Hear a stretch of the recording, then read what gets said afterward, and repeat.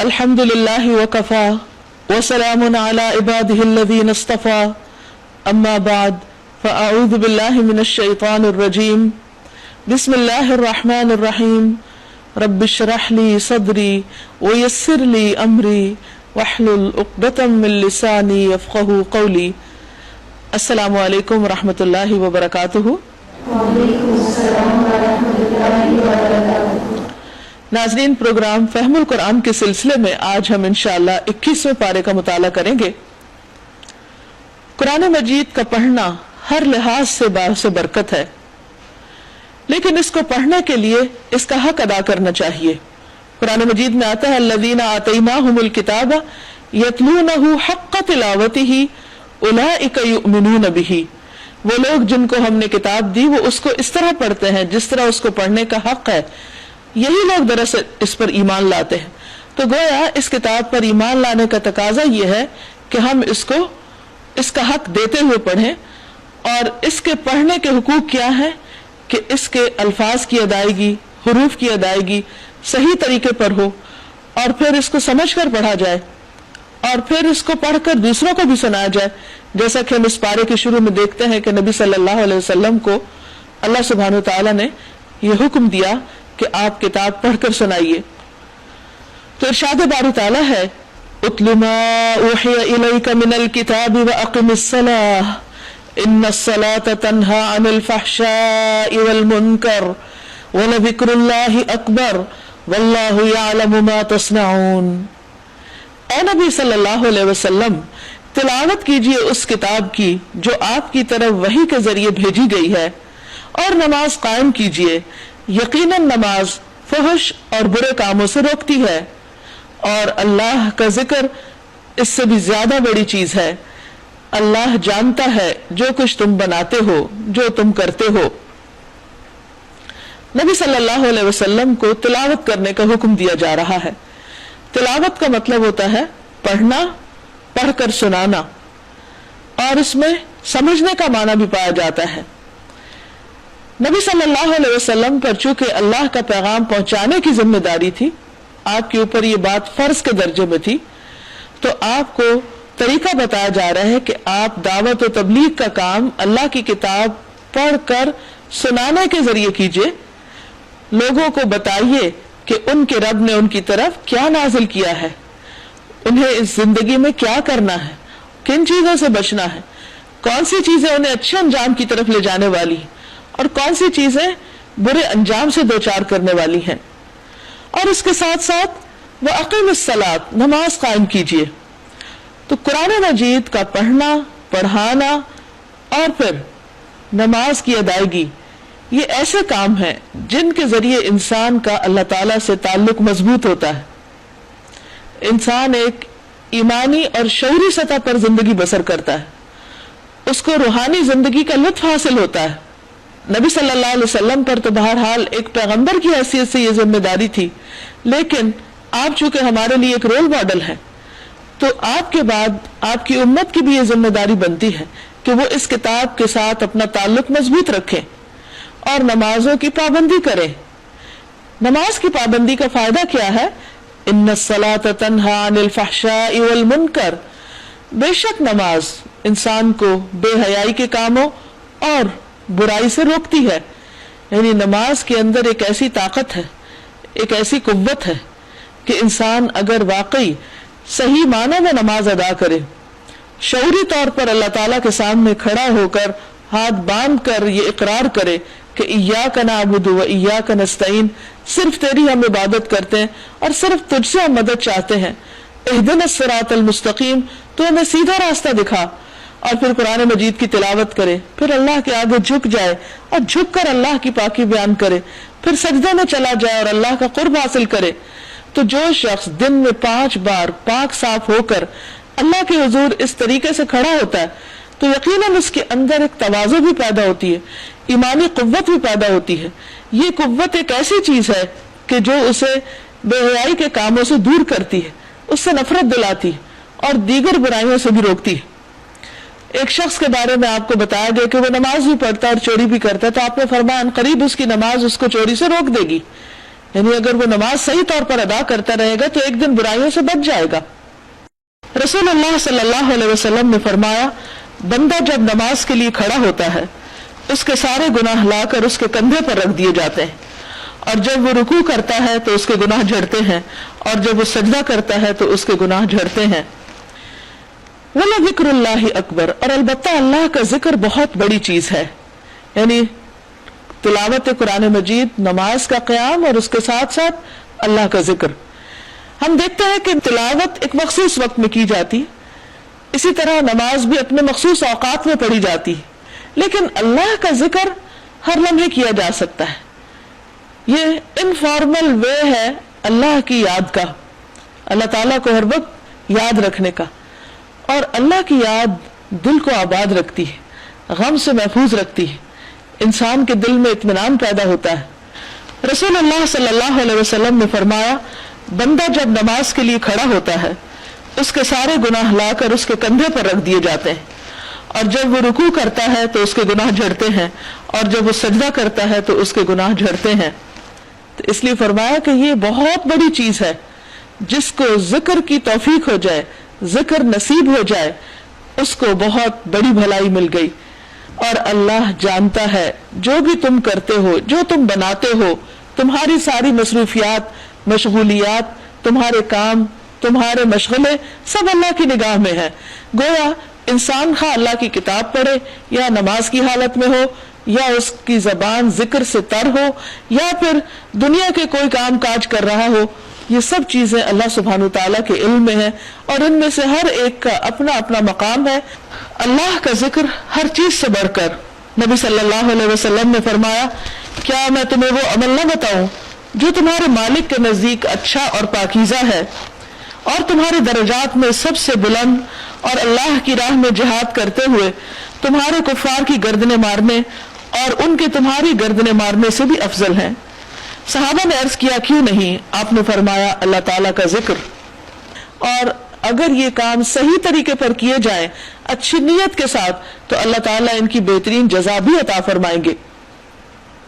پھر فرمایا، وَلَا تُجَادِلُوا أَهْلَ الْكِتَابِ إِلَّا بِالَّتِي هِيَ أَحْسَنُ، اور اہل کتاب سے بحث نہ کرو مگر عمدہ طریقے سے، یعنی ناصحانہ انداز ہو، حکیمانہ انداز ہو، مناظرہ نہ ہو، بحث جدال جھگڑا نہ ہو، اور اس میں سختی اور درستی نہ پائی جائے، تاکہ بات دوسرے کے ضمیر کو جگائے، نہ کہ اس کی انا کو۔ إِلَّا الَّذِينَ ظَلَمُوا مِنْهُمْ، مگر وہ لوگ جو ان میں سے ظلم کریں، تو ان کے ساتھ انسان باوقار انداز میں بات کرے، فون طریقے سے بات کرے، اور ان کو ان کے ظلم سے روکے، کیونکہ اگر مخاطب کا رویہ مختلف ہے تو پھر اس کے ساتھ معاملہ بھی مختلف طریقے سے کرنا ہوگا۔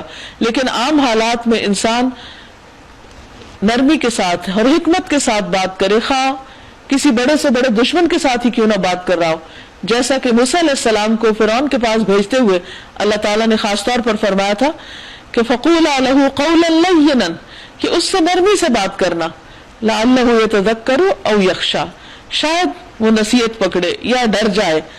تو کسی کو بھی بات کرنے یا اللہ کی بات بتانے کا مقصد کیا ہونا چاہیے کہ وہ بات اس کے فائدے کی ہو، اس کے دل میں اتر جائے، اس کے لیے رہنمائی کا باعث ہو۔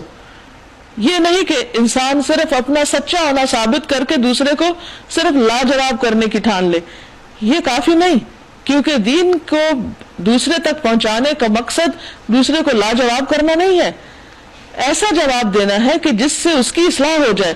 ہاں، جو ظلم کا طریقہ اختیار کریں، بات نہ مانے، پھر ان کی اپنی قسمت۔ وَقُولُوا آمَنَّا بِالَّذِي أُنزِلَ إِلَيْنَا وَأُنزِلَ إِلَيْكُمْ، اور اسے کہیے کہ ہم ایمان لائے ہیں اس چیز پر جو ہماری طرف بھیجی گئی ہے، اور اس چیز پر جو تمہاری طرف بھیجی گئی، یعنی کامن گراؤنڈز پہ بات کیجئے۔ وَإِلَٰهُنَا وَإِلَٰهُكُمْ وَاحِدٌ، ہمارا اختلاف کس بنا پہ، جھگڑا کس بات کا، ہمارا اور تمہارا الہ ایک ہی ہے۔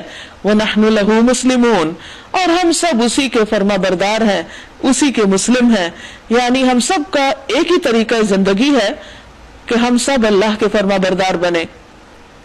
ہم نے اسی طرح آپ کی طرف کتاب نازل کی ہے، اس لیے وہ لوگ جن کو ہم نے پہلے کتاب دی تھی وہ اس پر ایمان لائے ہیں، یعنی عبداللہ بن سلام وغیرہ، سب تو نہیں لیکن کچھ، اور ان لوگوں میں سے بھی بہت سے اس پر ایمان لا رہے ہیں، یعنی اہل مکہ میں سے اور اس کے علاوہ دیگر اہل کتاب میں سے۔ اور ہماری آیات کا انکار صرف کافر ہی کرتے ہیں، یعنی جو لوگ تعصب کا شکار ہیں، حق بات کو ماننے کے لیے تیار نہیں، اپنی خواہشات کے پیچھے دوڑ رہے ہیں، وہ نہیں مانتے، ورنہ یہ کتاب تو صاف صاف سمجھ آنے والی ہے، یہ آیات تو سب کے لیے بہت آسان ہے سمجھنا۔ اے نبی صلی اللہ علیہ وسلم، آپ اس سے پہلے کوئی کتاب نہیں پڑھتے تھے اور نہ اپنے ہاتھ سے لکھتے تھے، 40 سال تک آپ نے کبھی پڑھنے لکھنے کا کام نہیں کیا، آپ تو امی تھے۔ اگر ایسا ہوتا تو باطل پرست لوگ شک میں پڑ سکتے تھے کہ انہوں نے 40 سال تیاری کی اور اب یکا یک ایک کتاب پیش کرنا شروع کر دی۔ دراصل یہ روشن نشانیاں ہیں ان لوگوں کے دلوں میں جنہیں علم بخشا گیا ہو کہ ایک امی شخص اتنا خوبصورت کلام پیش کر رہا ہے جس کی پہلے سے اس بارے میں کوئی نالج نہیں، نو ہاؤ نہیں، کوئی پریکٹس نہیں، تو یہ اچانک یکا یک کہاں سے آ رہا ہے؟ ضرور اللہ سبحانہ تعالیٰ ہی کی طرف سے ہے، کیونکہ کلام کا مزاج یہ بتا رہا ہے کہ بہت ہی پاکیزہ کلام ہے اور پاکیزہ ہستی کی طرف سے ہے۔ اور ہماری آیات کا انکار نہیں کرتے مگر وہ جو ظالم ہیں۔ یہ لوگ کہتے ہیں کیوں نہ اتاری گئی اس شخص پر نشانیاں اس کے رب کی طرف سے؟ کہو نشانیاں تو اللہ کے پاس ہیں اور میں صرف خبردار کرنے والا ہوں کھول کھول کر۔ اور کیا ان لوگوں کے لیے یہ نشانی کافی نہیں ہے کہ ہم نے تم پر کتاب نازل کی جو انہیں پڑھ کر سنائی جاتی ہے؟ یعنی یہ اتنا بڑا معجزہ ہے، اتنی بڑی نشانی ہے جو قیامت تک کے لوگوں کے لیے کافی ہے، تو اس کے علاوہ انہیں اور کیا نشانی چاہیے؟ در حقیقت اس میں رحمت ہے اور نصیحت ان لوگوں کے لیے جو ایمان لاتے ہیں۔ کہیے کہ میرے اور تمہارے درمیان اللہ گواہی کے لیے کافی ہے، وہ آسمانوں اور زمین میں سب کچھ جانتا ہے۔ جو لوگ باطل کو مانتے ہیں اور اللہ سے کفر کرتے ہیں وہی خسارے میں رہنے والے ہیں، یعنی ان کا اپنا نقصان ہے، اینڈ آف دا ڈے وہ خود اپنے کیے کی بھگتیں گے۔ یہ لوگ تم سے جلدی عذاب لانے کا مطالبہ کرتے ہیں، اگر ایک وقت مقرر نہ کر دیا گیا ہوتا تو ان پر عذاب آ چکا ہوتا، اور یقیناً اپنے وقت پر وہ آ کر رہے گا، اچانک اس حال میں کہ انہیں خبر تک نہ ہوگی۔ یہ تم سے عذاب جلدی لانے کا مطالبہ کرتے ہیں، حالانکہ جہنم ان کافروں کو گھیرے میں لے چکی ہے، اور انہیں پتہ چلے گا اس روز جب کہ عذاب انہیں اوپر سے بھی ڈھانپ لے گا اور پاؤں کے نیچے سے بھی، اور کہے گا اب چکھو مزہ ان کرتوتوں کا جو تم کرتے تھے۔ یعنی دیر نہ، انہیں جلدی نہیں کرنی چاہیے، عذاب آنے میں دیر نہیں، جب آ گیا تو پھر وہ ٹلے گا نہیں اور بہت ہی سخت قسم کا ہوگا۔ پھر فرمایا یا عبادی الذین آمنوا، اے میرے بندو جو ایمان لائے ہو، ان ارضی واسعۃ، میری زمین بہت وسیع ہے، فایای فاعبدون، بس صرف میری ہی تم عبادت کرو۔ یعنی اگر ایک زمین تمہارے لیے تنگ ہو گئی اور ایک جگہ پر تم اللہ کی عبادت نہیں کر پا رہے تو اللہ کی عبادت نہیں چھوڑو، وہ جگہ چھوڑ دو۔ اللہ کی اور بہت بڑی زمین ہے، کہیں اور چلے جاؤ، لیکن اپنے رب کے ساتھ رشتہ کاٹو نہیں۔ ہر شخص کو موت کا مزہ چکھنا ہے، پھر تم سب ہماری ہی طرف پلٹ آ کر لائے جاؤ گے۔ یعنی اپنی جان کی بھی فکر نہ کرو، کیونکہ جان تو آنی جانی ہے، اور اصل بات ہے اللہ کو راضی کرنا، اس کی فکر کرو۔ جو لوگ ایمان لائے ہیں اور جنہوں نے عمل کیے ہیں نیک، ان کو ہم جنت کی بلند و بالا عمارتوں میں رکھیں گے جن کے نیچے نہریں بہتی ہوں گی، وہاں وہ ہمیشہ رہیں گے۔ کیا ہی عمدہ اجر ہے عمل کرنے والوں کے لیے۔ الذین صبروا وعلی ربہم یتوکلون، وہ لوگ جنہوں نے صبر کیا اور وہ اپنے رب پر بھروسہ کرتے ہیں۔ وَكَأَيٍّ مِّن دَابَّةٍ لَّا تَحْمِلُ رِزْقَهَا، کتنے ہی جانور ہیں جو اپنا رزق اٹھائے نہیں پھرتے، اللہ ان کو رزق دیتا ہے اور تمہارا رازق بھی وہی ہے، وہ سب کچھ سنتا اور جانتا ہے۔ ہجرت کرنے میں جو بہت بڑی رکاوٹ ہو سکتی ہے وہ معاش کی فکر ہے کہ ہم اگر اپنا کاروبار، اپنا بزنس، اپنی زمینیں چھوڑ کر جائیں گے تو جس نئی جگہ پر جائیں گے وہاں پر ہمارے کھانے پینے کا، روزی کمانے کا ذریعہ کیا ہوگا۔ تو اللہ تعالیٰ دوسری مخلوقات کی مثال دے کے فرماتے ہیں کہ دیکھو ان کو کون رزق دیتا ہے، کیا یہ جانور اپنا رزق ساتھ اٹھائے پھرتے ہیں؟ وہ تو خالی ہاتھ گھروں سے نکلتے ہیں صبح، اور شام کو جب اپنے گھونسلوں میں لوٹتے ہیں تو ان کے پیٹ بھرے ہوتے ہیں. دن بھر کی کوشش سے وہ اپنے لیے کچھ نہ کچھ اکٹھا کر لیتے ہیں کہ جس سے ان کا پیٹ بھر جائے. اس لیے اس فکر میں اپنے دین کو مت چھوڑو. وَلَئِن سَأَلْتَهُم مَّنْ خَلَقَ السَّمَاوَاتِ وَالْأَرْضَ وَسَخَّرَ الشَّمْسَ وَالْقَمَرَ، اگر تم ان لوگوں سے پوچھو کہ زمین اور آسمانوں کو کس نے پیدا کیا اور چاند اور سورج کو کس نے مسخر کیا، تو ضرور کہیں گے کہ اللہ نے.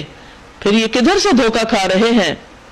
اللہ ہی ہے جو اپنے بندوں میں سے جس کا چاہتا ہے رزق کشادہ کرتا ہے اور جس کا چاہتا ہے تنگ کرتا ہے. یقیناً اللہ ہر چیز کا جاننے والا ہے. اور اگر تم ان سے پوچھو کس نے آسمان سے پانی برسایا اور اس کے ذریعے سے مردہ پڑی ہوئی زمین کو جلا اٹھایا، تو وہ ضرور کہیں گے کہ اللہ نے. کہو الحمدللہ، مگر اکثر لوگ سمجھتے نہیں ہیں. اور یہ دنیا کی زندگی کچھ نہیں مگر ایک کھیل اور دل کا بہلاوا. وما هذه الحیات الدنیا الا لهو ولعب وان الدار الاخرة لهي الحیوان لو كانوا يعلمون. اصل زندگی تو آخرت کا گھر ہے، کاش وہ جانتے ہوتے. یہاں دنیا کی زندگی کو کھیل اور دل بہلانے سے تشبیہ دی گئی ہے.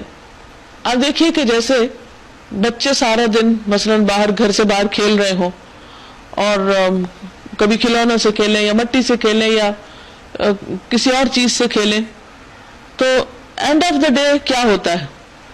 تھک ہار کے گھر واپس آتے ہیں، کیا کما کے لاتے ہیں؟ وہ کیا ہوتا ہے ان کے ہاتھ میں؟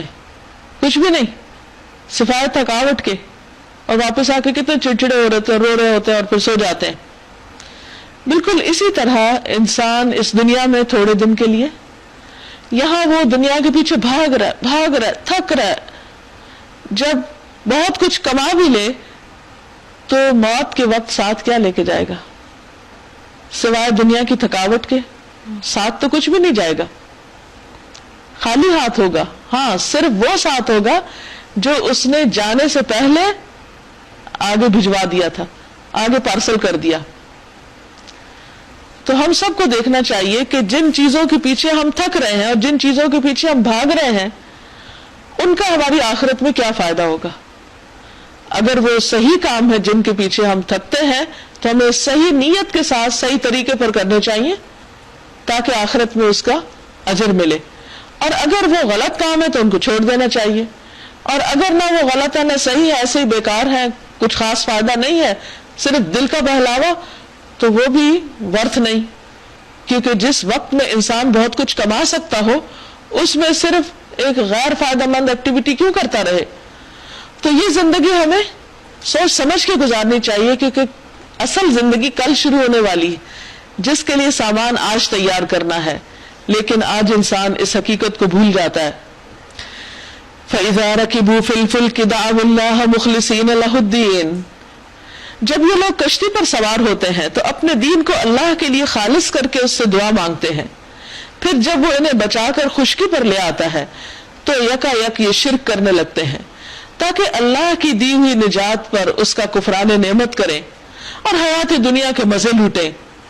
اچھا، عنقریب انہیں معلوم ہو جائے گا، کیا یہ دیکھتے نہیں ہے کہ ہم نے ایک پرامن حرم بنا دیا، حالانکہ ان کے گرد و پیش سے لوگ اچک لیے جاتے ہیں.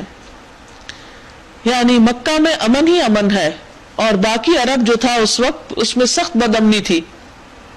کیا پھر بھی یہ لوگ باطل کو مانتے ہیں اور اللہ کی نعمت کا کفران کرتے ہیں؟ اس شخص سے بڑا ظالم اور کون ہوگا جو اللہ پر جھوٹ باندھے یا حق کو جھٹلائے جبکہ وہ ان کے سامنے آ چکا ہو. کیا ایسے کافروں کا ٹھکانہ جہنم ہی نہیں ہے؟ جو لوگ ہماری خاطر مجاہدہ کریں گے انہیں ہم اپنے راستے دکھائیں گے اور یقیناً اللہ نیکوکار لوگوں کے ساتھ ہی ہے. یعنی جو لوگ حق کو پانے کے لیے، ہدایت کو پانے کے لیے، اللہ کی رضا حاصل کرنے کے لیے محنت کریں گے، کوشش کریں گے، جد و جہد کریں گے، جہاد کریں گے، اللہ سبحانہ وتعالی ان کو اپنا راستہ ضرور ضرور دکھائے گا، انہیں ہدایت دے گا، سیدھی راہ پہ لے جائے گا اور اللہ کی مدد ان لوگوں کے شامل حال ہوگی. وَإِنَّ اللَّهَ لَمَعَ الْمُحْسِنِينَ، اور بے شک اللہ محسنین کے ساتھ ہے. सूरत الروم बिस्मिल्लाहिर्रहमानिर्रहीम, शुरू अल्लाह के नाम से जो बेइंतहा मेहरबान निहायत रहम फरमाने वाला है। अलिफ लाम मीम, अलिफ लाम मीम। गुलिबतिर रूम फी अदनल अर्दि वहुम मिन बादि गलबिहिम सयगलिबून फी बिदअ सिनीन लिल्लाहिल अम्रु मिन क़ब्लु व मिन बअद व यौमइज़िन यफ़रहुल मुमिनून बिनस्रिल्लाह यंसुरु मन यशा व हुवल अज़ीज़ुर रहीम। वअदल्लाह ला युख़लिफ़ुल्लाहु वअदहु वलाकिन्न अक्सरन नासि ला यअलमून। अलिफ लाम मीम, रूमी करीब की सरजमीन में मगलूब हो गए हैं और अपनी इस मगलूबियत के बाद चंद साल के अंदर वो गालिब हो जाएंगे। अल्लाह ही का इख्तियार है पहले भी और बाद में भी, और वो दिन होगा जबकि अल्लाह की बख्शी हुई फतह पर मुसलमान खुशियां मनाएंगे। अल्लाह नुसरत अता फरमाता है जिसे चाहता है और वो जबरदस्त और रहीम है। ये वादा अल्लाह ने किया है और अल्लाह अपने वादे की खिलाफ वर्जी नहीं करता, मगर अक्सर लोग जानते नहीं हैं। ज़हूर इस्लाम के वक्त दो बड़ी ताकतें थी, सुपर पावर्स, जिनके दरमियान अक्सर कशमकश रहती थी। एक तरफ मसीही थे यानी रूमी और दूसरी तरफ मजूसी यानी ईरानी। नबी सल्लल्लाहु अलैहि वसल्लम की पैदाइश के कुछ अरसे के बाद 603 हिजरी में ईरान ने रूम पर हमला किया और इस हमले में ईरानी कामयाब हो गए और रूमी मगलूब हो गए। यरूशलेम पर ईरानियों का कब्जा हो गया। लेकिन कुछ ही अरसे के बाद नबी सल्लल्लाहु अलैहि वसल्लम की नबुव्वत के बाद 624 हिजरी में रूमी दोबारा ईरानियों पर गालिब आ गए। इस बात की पेशन गोई उस वक्त की गई थी जबकि बज़ाहिर इसके कोई चांसेस नजर नहीं आते थे, और अल्लाह सुब्हानहू तआला की जो तदबीर थी वो गैर महसूस तरीके से अमल में आ गई। ये वही वक्त था जब दूसरी तरफ मुसलमानों को जंग बदर में फतह नसीब हुई थी। मुसलमानों की हमदर्दियां रूमियों के साथ थी क्योंकि वो अहले किताब थे, और इसके बरक्स मुशरिकीन जो मुसलमानों के दुश्मन थे उनकी हमदर्दियां ईरानियों के साथ थी जो कि उस वक्त मजूसी थे, आग परस्त थे। तो यहां पर अल्लाह सुब्हानहू तआला एक ऐसी पेशन गोई फरमा रहे हैं कि जो बज़ाहिर नामुमकिन नजर आती है, लेकिन तारीख ने देखा कि वो वाकई वाक़या होकर रही, सामने आ गई। तो उसी के बारे में अल्लाह ताला फरमाते हैं कि आज जो लोग मगलूब हैं वो कल चंद साल के बाद गालिब आ जाएंगे, क्योंकि वक्त के साथ साथ तब्दीलियां आती रहती हैं। यहाँ कोई भी चीज परमानेंट नहीं है, इसलिए इंसान को जब नेमत मिले तो उस पर अकड़े नहीं, और जब कोई तकलीफ आए तो उस पर बेसब्रापन न करे, नाशुक्रापन न करे, बल्कि हर हाल को अल्लाह का फैसला समझते हुए एक्सेप्ट करे और उसमें अपने रवैये को और मामले को दुरुस्त रखे। तो फरमाया कि एक वक्त आएगा कि आज की मगलूब कौम गालिब आ जाएगी और उस वक्त मुसलमान भी खुश हो जाएंगे, यानी दोहरी खुशी से। और अल्लाह ताला जिसे चाहता है फतह अता फरमाता है।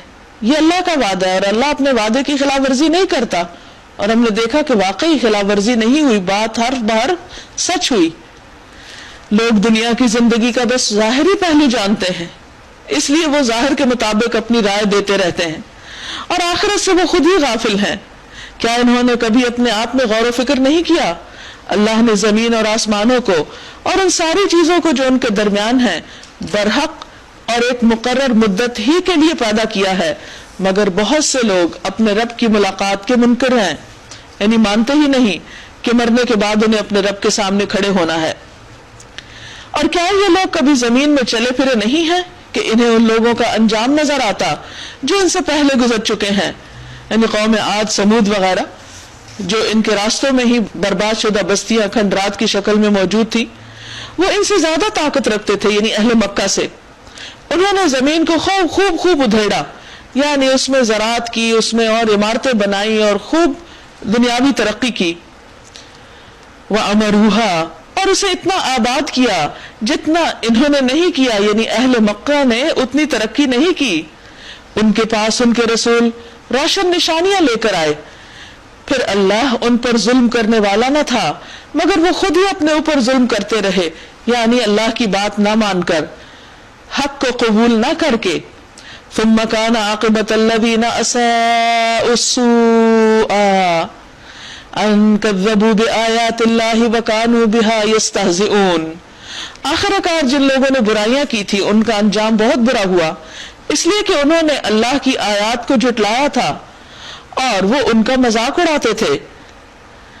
اللہ یبدأ الخلق ثم یعیدہ، اللہ ہی خلق کی ابتدا کرتا ہے پھر وہی اعادہ کرے گا، یعنی دوبارہ پیدا کرے گا، پھر اسی کی طرف تم پلٹائے جاؤ گے۔ اور جب وہ ساتھ یعنی قیامت برپا ہوگی، اس دن مجرم ہک دھک رہ جائیں گے، یعنی پریشان ہو جائیں گے، ہر خیر سے مایوس ہو جائیں گے، گم سم ہو جائیں گے۔ وَلَمْ يَكُنْ لَهُم مِّن شُرَكَائِهِمْ شُفَعَاءُ، اور ان کے ٹھہرائے ہوئے شریکوں میں کوئی ان کا سفارشی نہ ہوگا۔ وَكَانُوا بِشُرَكَائِهِمْ كَافِرِينَ، اور وہ اپنے شریکوں کے خود انکاری ہو جائیں گے، کیونکہ وہ وہاں ہوں گے بھی نہیں، کام بھی نہیں آئیں گے، کوئی مدد بھی نہیں کریں گے۔ وَيَوْمَ تَقُومُ السَّاعَةُ يَوْمَئِذٍ يَتَفَرَّقُونَ، جس روز وہ ساعت برپا ہوگی یعنی قیامت آئے گی، اس دن انسان الگ الگ گروہوں میں بٹ جائیں گے۔ یہ گروہ کس بنا پر ہوں گے؟ رنگ، نسل، قوم کی بنا پر نہیں، یہ گروہ ہوں گے انسان کے عمل اور اخلاق کی بلندی کی بنیاد پر، کہ جو جس طرح کے اعمال لے کر آئے گا اسی طرح کے گروہ میں شامل ہو جائے گا۔ فَأَمَّا الَّذِينَ آمَنُوا، تو لیکن جو لوگ ایمان لائے، وَعَمِلُوا الصَّالِحَاتِ، اور انہوں نے اچھے کام کیے، فَهُمْ فِي رَوْضَةٍ يُحْبَرُونَ، وہ ایک باغ میں شاداں و فرحاں رکھے جائیں گے، یعنی خوش رہیں گے جنت میں۔ اور جنہوں نے کفر کیا اور ہماری آیات کو اور آخرت کی ملاقات کو جھٹلایا ہے، وہ عذاب میں حاضر رکھے جائیں گے۔ فَسُبْحَانَ اللَّهِ حِينَ تُمْسُونَ وَحِينَ تُصْبِحُونَ وَلَهُ الْحَمْدُ فِي السَّمَاوَاتِ وَالْأَرْضِ وَعَشِيًّا وَحِينَ تُظْهِرُونَ، پس تسبیح کرو اللہ کی جب کہ تم شام کرتے ہو اور جب صبح کرتے ہو، آسمانوں اور زمین میں اسی کے لیے حمد ہے، اور تسبیح کرو تیسرے پہر اور جب کہ تم پر ظہر کا وقت آتا ہے، یعنی دن جو جو اپنی کروٹ بدلتا جاتا ہے، سورج آگے بڑھتا چلا جاتا ہے، تو ہر تبدیلی کے موقع پر اللہ کی حمد و ثنا بیان کرو، یعنی نمازوں کے اوقات بتائے گئے ہیں یہاں۔ وہ زندہ میں سے مردہ کو نکالتا ہے اور مردہ میں سے زندہ کو نکالتا ہے، اور زمین کو اس کی موت کے بعد زندگی بخشتا ہے، اسی طرح تم لوگ بھی حالت موت سے نکال لیے جاؤ گے۔ اس کی نشانیوں میں سے یہ ہے کہ اس نے تم کو مٹی سے پیدا کیا، پھر یکایک تم بشروں کے زمین میں پھیلتے چلے جا رہے ہو، آبادیاں بڑھتی چلی جا رہی ہیں۔ اور اس کی نشانیوں میں سے یہ ہے کہ اس نے تمہارے لیے تمہاری ہی جنس سے بیویاں بنائی، یعنی دونوں بظاہر مختلف ہیں لیکن ایک ہی نوع سے تعلق رکھتے ہیں، یعنی انسان ہیں، تاکہ تم ان کے پاس سکون حاصل کرو۔ نیک بیوی اپنے شوہر کے لیے باعث سکون ہوتی ہے، اور اسی طرح شوہر بھی بیوی کے لیے، اور اس نے تمہارے درمیان محبت اور رحمت پیدا کر دی۔ نبی صلی اللہ علیہ وسلم نے فرمایا کہ نکاح سے زیادہ کوئی چیز دو محبت کرنے والوں کے حق میں بہتر نہیں پائی گئی، کیونکہ نکاح کے بعد جو محبت ایک دوسرے سے ہوتی ہے وہ وفاداری پر مبنی ہوتی ہے، پیور ہوتی ہے، اور خیر بھلائی پر مبنی ہوتی ہے، اس میں کسی قسم کا کوئی گلٹ نہیں، اس میں کسی قسم کا کوئی گناہ نہیں، بلکہ وہ محبت ہی باعث اجر ہے۔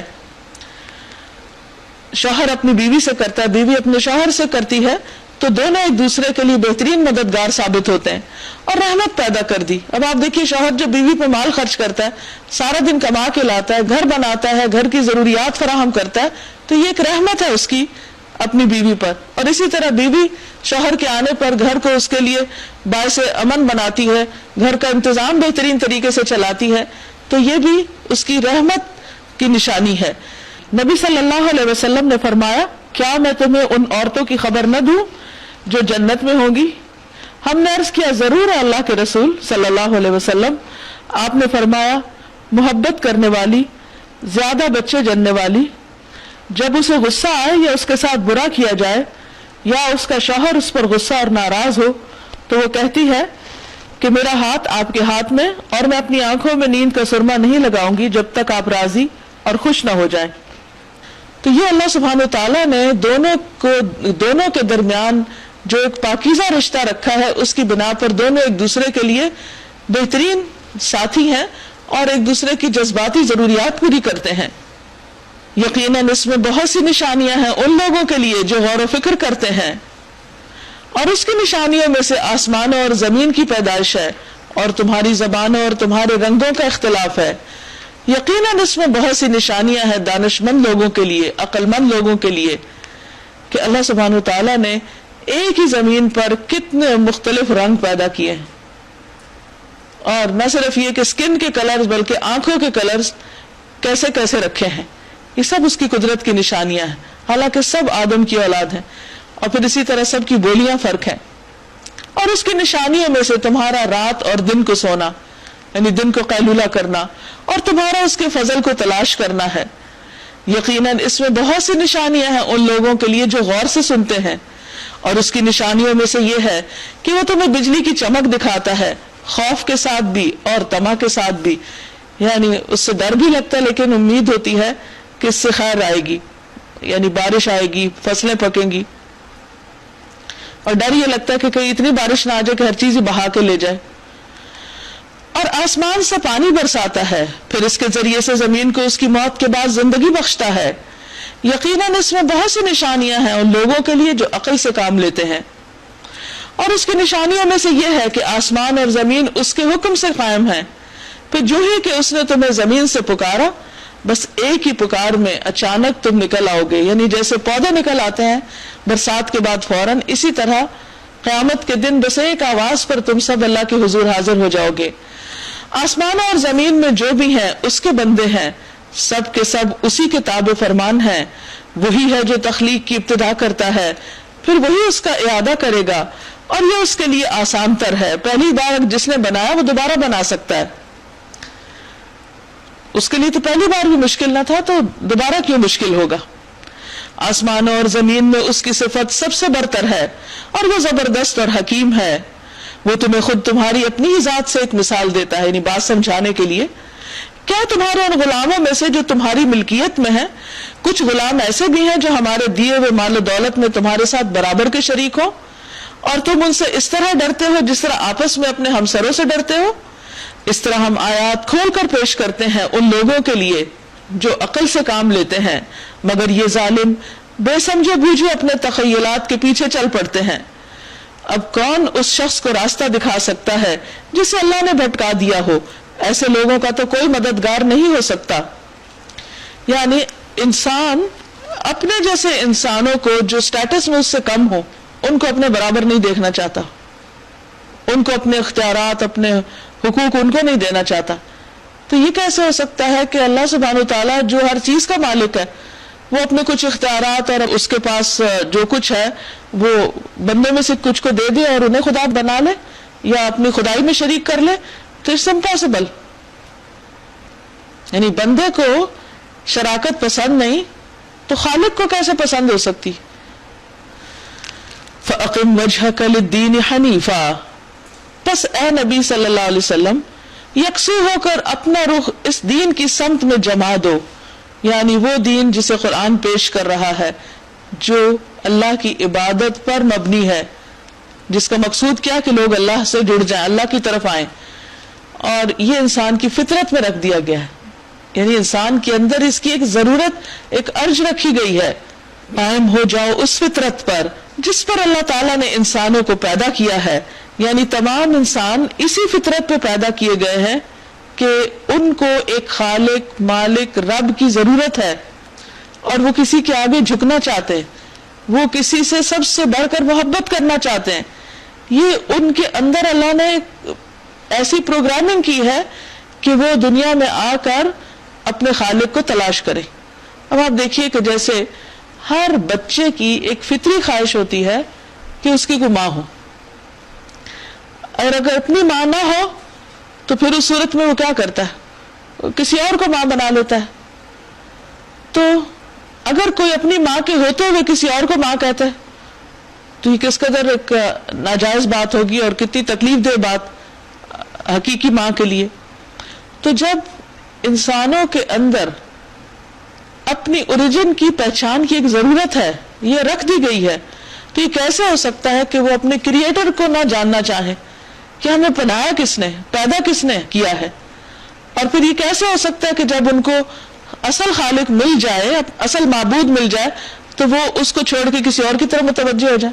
اور اگر وہ جانتے بوجھتے ہوئے ایسا کریں تو اس سے بڑا کوئی ظلم نہیں، اس سے بڑی کوئی ناانصافی نہیں۔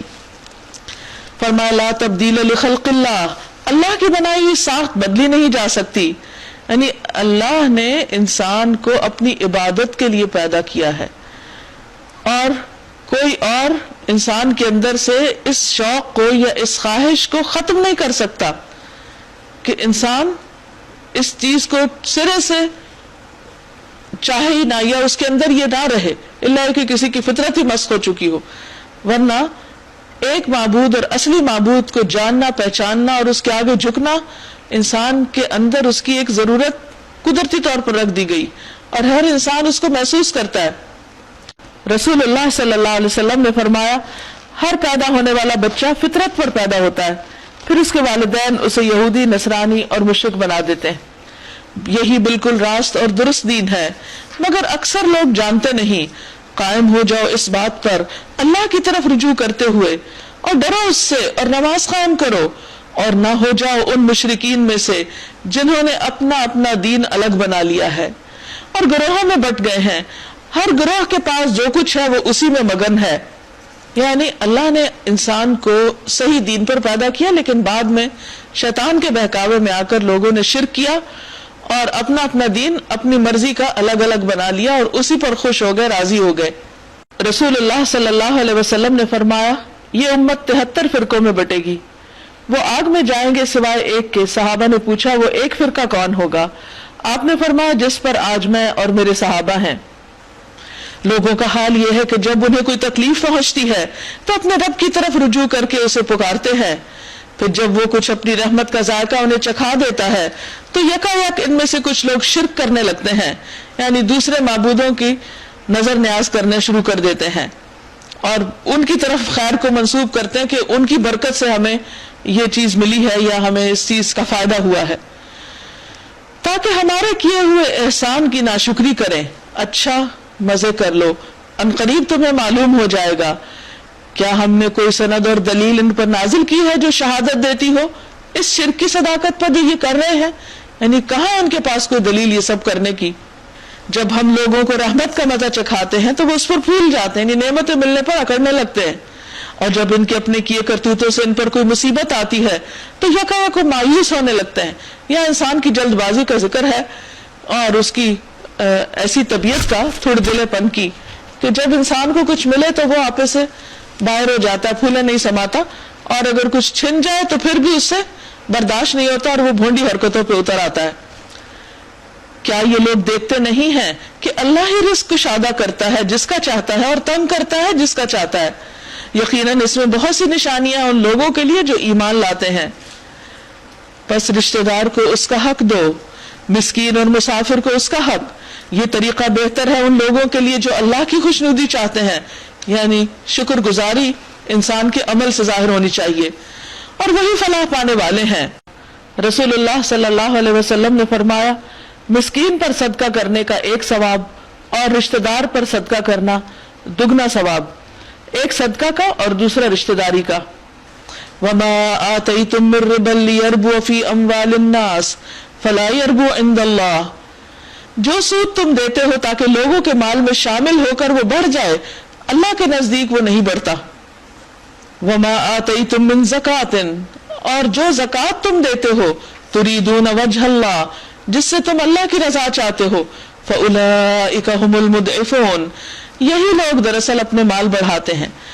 یعنی زکات دینے سے بظاہر یہ لگتا ہے کہ مال کم ہو گیا، لیکن اس سے مال پاک ہوتا ہے، اس میں برکت ہو جاتی ہے، اور جیسا جیسا کسی کا اخلاص ہو اس کے مطابق اللہ تعالیٰ اس کو بڑھاتے ہیں۔ دنیا میں بھی برکت ہوتی ہے مال کے اندر، ضائع ہونے سے بچتا ہے، اور آخرت میں تو ایک کھجور ایک پہاڑ برابر اجر لے کر انسان کے سامنے آئے گی۔ تو اس لیے انسان کو وہ طریقہ اختیار کرنا چاہیے جو اس کے فائدے کا ہے، دنیا اور آخرت دونوں میں، خواہ دیکھنے میں یا کرنے میں مشکل ہی کیوں نہ لگ رہا ہو، اور اس کے برعکس ان چیزوں کو چھوڑ دینا چاہیے جو ظاہری طور پر وقتی طور پر انسان کو فائدے کی لگے لیکن الٹیمیٹلی وہ انسان کے لیے سخت نقصان دہ ہوں، جس میں نمبر 1 سود ہے۔ اللہ ہی ہے جس نے تم کو پیدا کیا، پھر تمہیں رزق دیا، پھر وہ تمہیں موت دیتا ہے، پھر وہ تمہیں زندہ کرے گا۔ کیا تمہارے ٹھہرائے ہوئے شریکوں میں کوئی ایسا ہے جو ان میں سے کوئی بھی کام کرتا ہو؟ پاک ہے وہ اور بہت بالا اور برتر ہے اس شرک سے جو یہ لوگ کرتے ہیں۔ خشکی اور تری میں فساد برپا ہو گیا ہے لوگوں کے اپنے ہاتھوں کی کمائی سے، تاکہ مزہ چکھائے ان کو ان کے بعض اعمال کا، شاید کہ وہ باز آ جائیں۔ اے نبی صلی اللہ علیہ وسلم ان سے کہیے، زمین میں چل پھر کر دیکھو پہلے گزرے ہوئے لوگوں کا کیا انجام ہو چکا ہے، ان میں سے اکثر مشرک ہی تھے۔ یعنی انسانیت کی بہت بڑی ویکنس رہی ہے کہ اس نے ظاہری خداؤں کو مانا اور سامنے نظر آنے والی چیزوں نے اس کو اٹریکٹ کیا اور وہ اصل رب کو بھول کر ان کے آگے جھک گئے۔ بس اے نبی صلی اللہ علیہ وسلم اپنا رخ مضبوطی کے ساتھ جما دیجئے اس دین راست کی سمت میں، قبل اس کے کہ وہ دن آئے جس کے ٹل جانے کی کوئی صورت اللہ کی طرف سے نہیں ہے۔ اس دن لوگ پھٹ کر ایک دوسرے سے الگ ہو جائیں گے، جس نے کفر کیا اس کے کفر کا وبال اسی پر ہے، اور جن لوگوں نے نیک عمل کیا ہے وہ اپنے ہی لیے فلاح کا راستہ صاف کر رہے ہیں، تاکہ اللہ ایمان لانے والوں اور عمل صالح کرنے والوں کو اپنے فضل سے جزا دے۔ یقیناً وہ کافروں کو پسند نہیں کرتا۔ اس کی نشانیوں میں سے یہ ہے کہ وہ ہوائیں بھیجتا ہے بشارت دینے کے لیے اور تمہیں اپنی رحمت سے بہرہ مند کرنے کے لیے، اور اس غرض کے لیے کہ کشتیاں اس کے حکم سے چلیں اور تم اس کا فضل تلاش کرو اور اس کے شکر گزار بنو۔ اور ہم نے تم سے پہلے رسولوں کو ان کی قوم کی طرف بھیجا، وہ ان کے پاس روشن نشانیاں لائے، پھر جنہوں نے جرم کیا ان سے ہم نے انتقام لیا، اور ہم پر یہ حق تھا کہ ہم مومنوں کی مدد کریں۔ اللہ ہی ہے جو ہواؤں کو بھیجتا ہے اور وہ بادل اٹھاتی ہیں، پھر وہ ان بادلوں کو آسمان میں پھیلاتا ہے جس طرح چاہتا ہے اور انہیں ٹکڑیوں میں تقسیم کرتا ہے۔ یعنی انسانوں میں سے کوئی انسان ایسا نہیں ہے، کوئی انسانوں کا گروپ ایسا نہیں کہ جو بادلوں کو اپنی مرضی کے ڈیزائن دے یا وہاں پر اپنی خواہش یا اپنے شوق کے مطابق ان کی کوئی شکلیں بنائے۔ یہ سب بھی اللہ ہی کا کام ہے، جس طرح چاہتا ہے ان کو پھیلاتا ہے، جیسا رنگ شیپ ان کو دینا چاہتا ہے وہ دیتا ہے۔ اس سے اللہ کی قدرت کا پتہ چلتا ہے۔ پھر تو دیکھتا ہے کہ بارش کے قطرے بادل میں سے ٹپکے چلے آتے ہیں، یہ بارش جب وہ اپنے بندوں میں سے جن پہ چاہتا ہے برساتا ہے تو یکایک وہ خوش و خرم ہو جاتے ہیں، حالانکہ اس کے نزول سے پہلے وہ مایوس ہو رہے تھے۔ دیکھو اللہ کی رحمت کے اثرات کہ مردہ پڑی ہوئی زمین کو کس طرح جلا اٹھاتا ہے، یقیناً وہ مردوں کو بھی زندگی بخشنے والا ہے اور وہ ہر چیز پر قادر ہے۔ اور اگر ہم ایک ایسی ہوا بھیج دیں جس کے اثر سے وہ اپنی کھیتی کو زرد پائیں تو وہ کفر کرتے رہ جائیں۔ اے نبی صلی اللہ علیہ وسلم آپ مردوں کو نہیں سنا سکتے، نہ ان بہروں کو سنا سکتے ہیں جو پیٹ پھیر کے چلے جا رہے ہوں، دیکھیں بھی نہ، اور نہ تم اندھوں کو ان کی گمراہی سے نکال کر راہ راست دکھا سکتے ہو۔ تم تو صرف انہی کو سنا سکتے ہو جو ہماری آیات پر ایمان لاتے اور سر تسلیم خم کر دیتے ہیں، یعنی جن کے اندر ماننے کا جذبہ ہوتا ہے، وہی بات سننا چاہتے ہیں۔ اللہ ہی تو ہے جس نے ضعف کی حالت سے تمہاری پیدائش کی ابتدا کی، یعنی بہت ہی کمزوری کی حالت میں تمہاری پیدائش کا آغاز ہوا، پھر اس ضعف کے بعد تمہیں قوت بخشی، پھر قوت کے بعد تمہیں ضعیف اور بوڑھا کر دیا، یعنی دنیا میں آنے کے بعد وہ جو کچھ چاہتا ہے پیدا کرتا ہے، اور وہ سب کچھ جاننے والا اور ہر چیز پر قدرت رکھنے والا ہے۔ اور جب وہ ساعت برپا ہوگی یعنی قیامت کی گھڑی تو مجرم قسمیں کھا کھا کر کہیں گے کہ ہم ایک گھڑی بھر سے زیادہ نہیں ٹھہرے۔ اسی طرح وہ دنیا کی زندگی میں دھوکے کھایا کرتے تھے، مگر جو علم اور ایمان سے بہرہ مند کیے گئے تھے وہ کہیں گے خدا کے نوشتے میں تو روز حشر تک تم پڑے رہے ہو، سو یہ وہی روز حشر ہے لیکن تم جانتے نہ تھے۔ بس وہ دن ہوگا جس میں ظالموں کو ان کی معذرت کچھ بھی کام نہ آئے گی اور نہ ان سے معافی مانگنے کے لیے کہا جائے گا، کیونکہ فائدہ ہی نہیں معافی مانگنے کا۔ وَلَقَدْ ضَرَبْنَا لِلنَّاسِ فِي هَذَا الْقُرْآنِ مِنْ كُلِّ مَثَلٍ وَلَئِنْ جِئْتَهُمْ بِآيَةٍ لَيَقُولَنَّ الَّذِينَ كَفَرُوا إِنْ أَنْتُمْ إِلَّا مُبْطِلُونَ۔ ہم نے اس قرآن میں لوگوں کو طرح طرح سے سمجھایا ہے، یعنی بار بار تکرار کے ذریعے بھی، اسی مثالوں سے بھی، تاریخی واقعات سے بھی۔ تم خواہ کوئی نشانی لے آؤ، جن لوگوں نے ماننے سے انکار کر دیا ہے وہ یہی کہیں گے کہ تم باطل پر ہو، یو آر رانگ۔ اس طرح ٹھپا لگا دیتا ہے اللہ ان لوگوں کے دلوں پر جو بے علم ہے۔ پس اے نبی صلی اللہ علیہ وسلم صبر کیجئے، ان وعد اللہ حق، بے شک اللہ کا وعدہ سچا ہے۔ ولا يستخفنك الذين لا يوقنون، اور آپ کو ہرگز ہلکا نہ پائے وہ لوگ جو یقین نہیں کرتے، یعنی جو ایمان نہیں رکھتے. تو اس لیے انسان جب اللہ کی بات کسی کو پہنچائے، بتائے، تو اس کو پورے کانفیڈنس کے ساتھ بتانی چاہیے، اور لوگوں کی مخالفت اور باتوں کی وجہ سے انسان کو اپنے اوپر شک نہیں کرنا چاہیے اور ہلکا نہیں ہو جانا چاہیے، بلکہ جمے رہنا چاہیے. سورۃ لقمان. بسم اللہ الرحمن الرحیم. شروع اللہ کے نام سے جو بے انتہا مہربان نہایت رحم فرمانے والا ہے. الف لام میم. الف لام میم. تلک آیات الکتاب الحکیم. یہ آیات ہیں حکمت بھری کتاب کی، یعنی قرآن مجید کی. ہدی و رحمت للمحسنین. ہدایت اور رحمت نیکوکار لوگوں کے لیے، احسان کرنے والوں کے لیے. کون ہے محسنین؟ الذین یقیمون الصلاۃ، وہ جو نماز قائم کرتے ہیں. ویؤتون الزکوٰۃ، اور زکوٰۃ دیتے ہیں، یعنی دوسروں پر مال خرچ کرتے ہیں اللہ کے حکم کے مطابق. وہم بالآخرۃ ہم یوقنون، اور وہ آخرت پر وہ یقین رکھتے ہیں. اولئک علی ھدی من ربہم واولئک ھم المفلحون. یہی لوگ اپنے رب کی طرف سے راہ راست پر ہیں اور یہی فلاح پانے والے ہیں. وَمِنَ النَّاسِ مَن يَشْتَرِي لَهْوَ الْحَدِيثِ لِيُضِلَّ عَن سَبِيلِ اللَّهِ بِغَيْرِ علم. اور انسانوں میں سے کوئی ایسا بھی ہے جو کلام دل فریب خرید کر لاتا ہے تاکہ لوگوں کو اللہ کے راستے سے علم کے بغیر بھٹکا دے. وَيَتَّخِذَهَا هُزُوًا، اور اس راستے کی دعوت کو مذاق میں اڑا دے. اولئک لہم عذاب مہین، یہی لوگ ان کے لیے سخت رسوا کرنے والا، ذلیل کرنے والا عذاب ہے.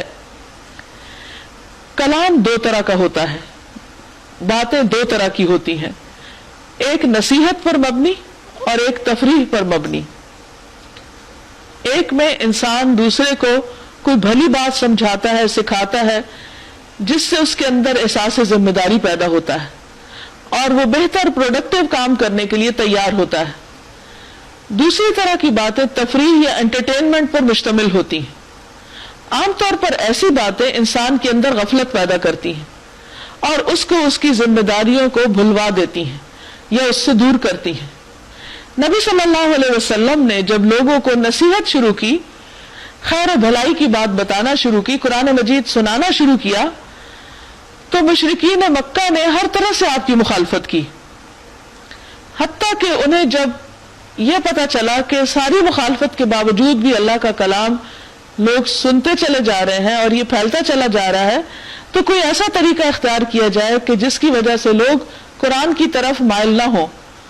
لہذا انہوں نے اس کے لیے خاص طور پر پلان کیا اور مختلف طرح کی داستانیں، کہانیاں اور اس طرح کی چیزیں اکٹھی کر کے مکہ میں قصہ گوئی کی مجلسیں شروع کی تاکہ لوگ نبی صلی اللہ علیہ وسلم کی بات سننے کی بجائے ایسی مجلسوں کی طرف آ جائیں، یعنی تفریح کے زیادہ دل دادا ہو جائیں.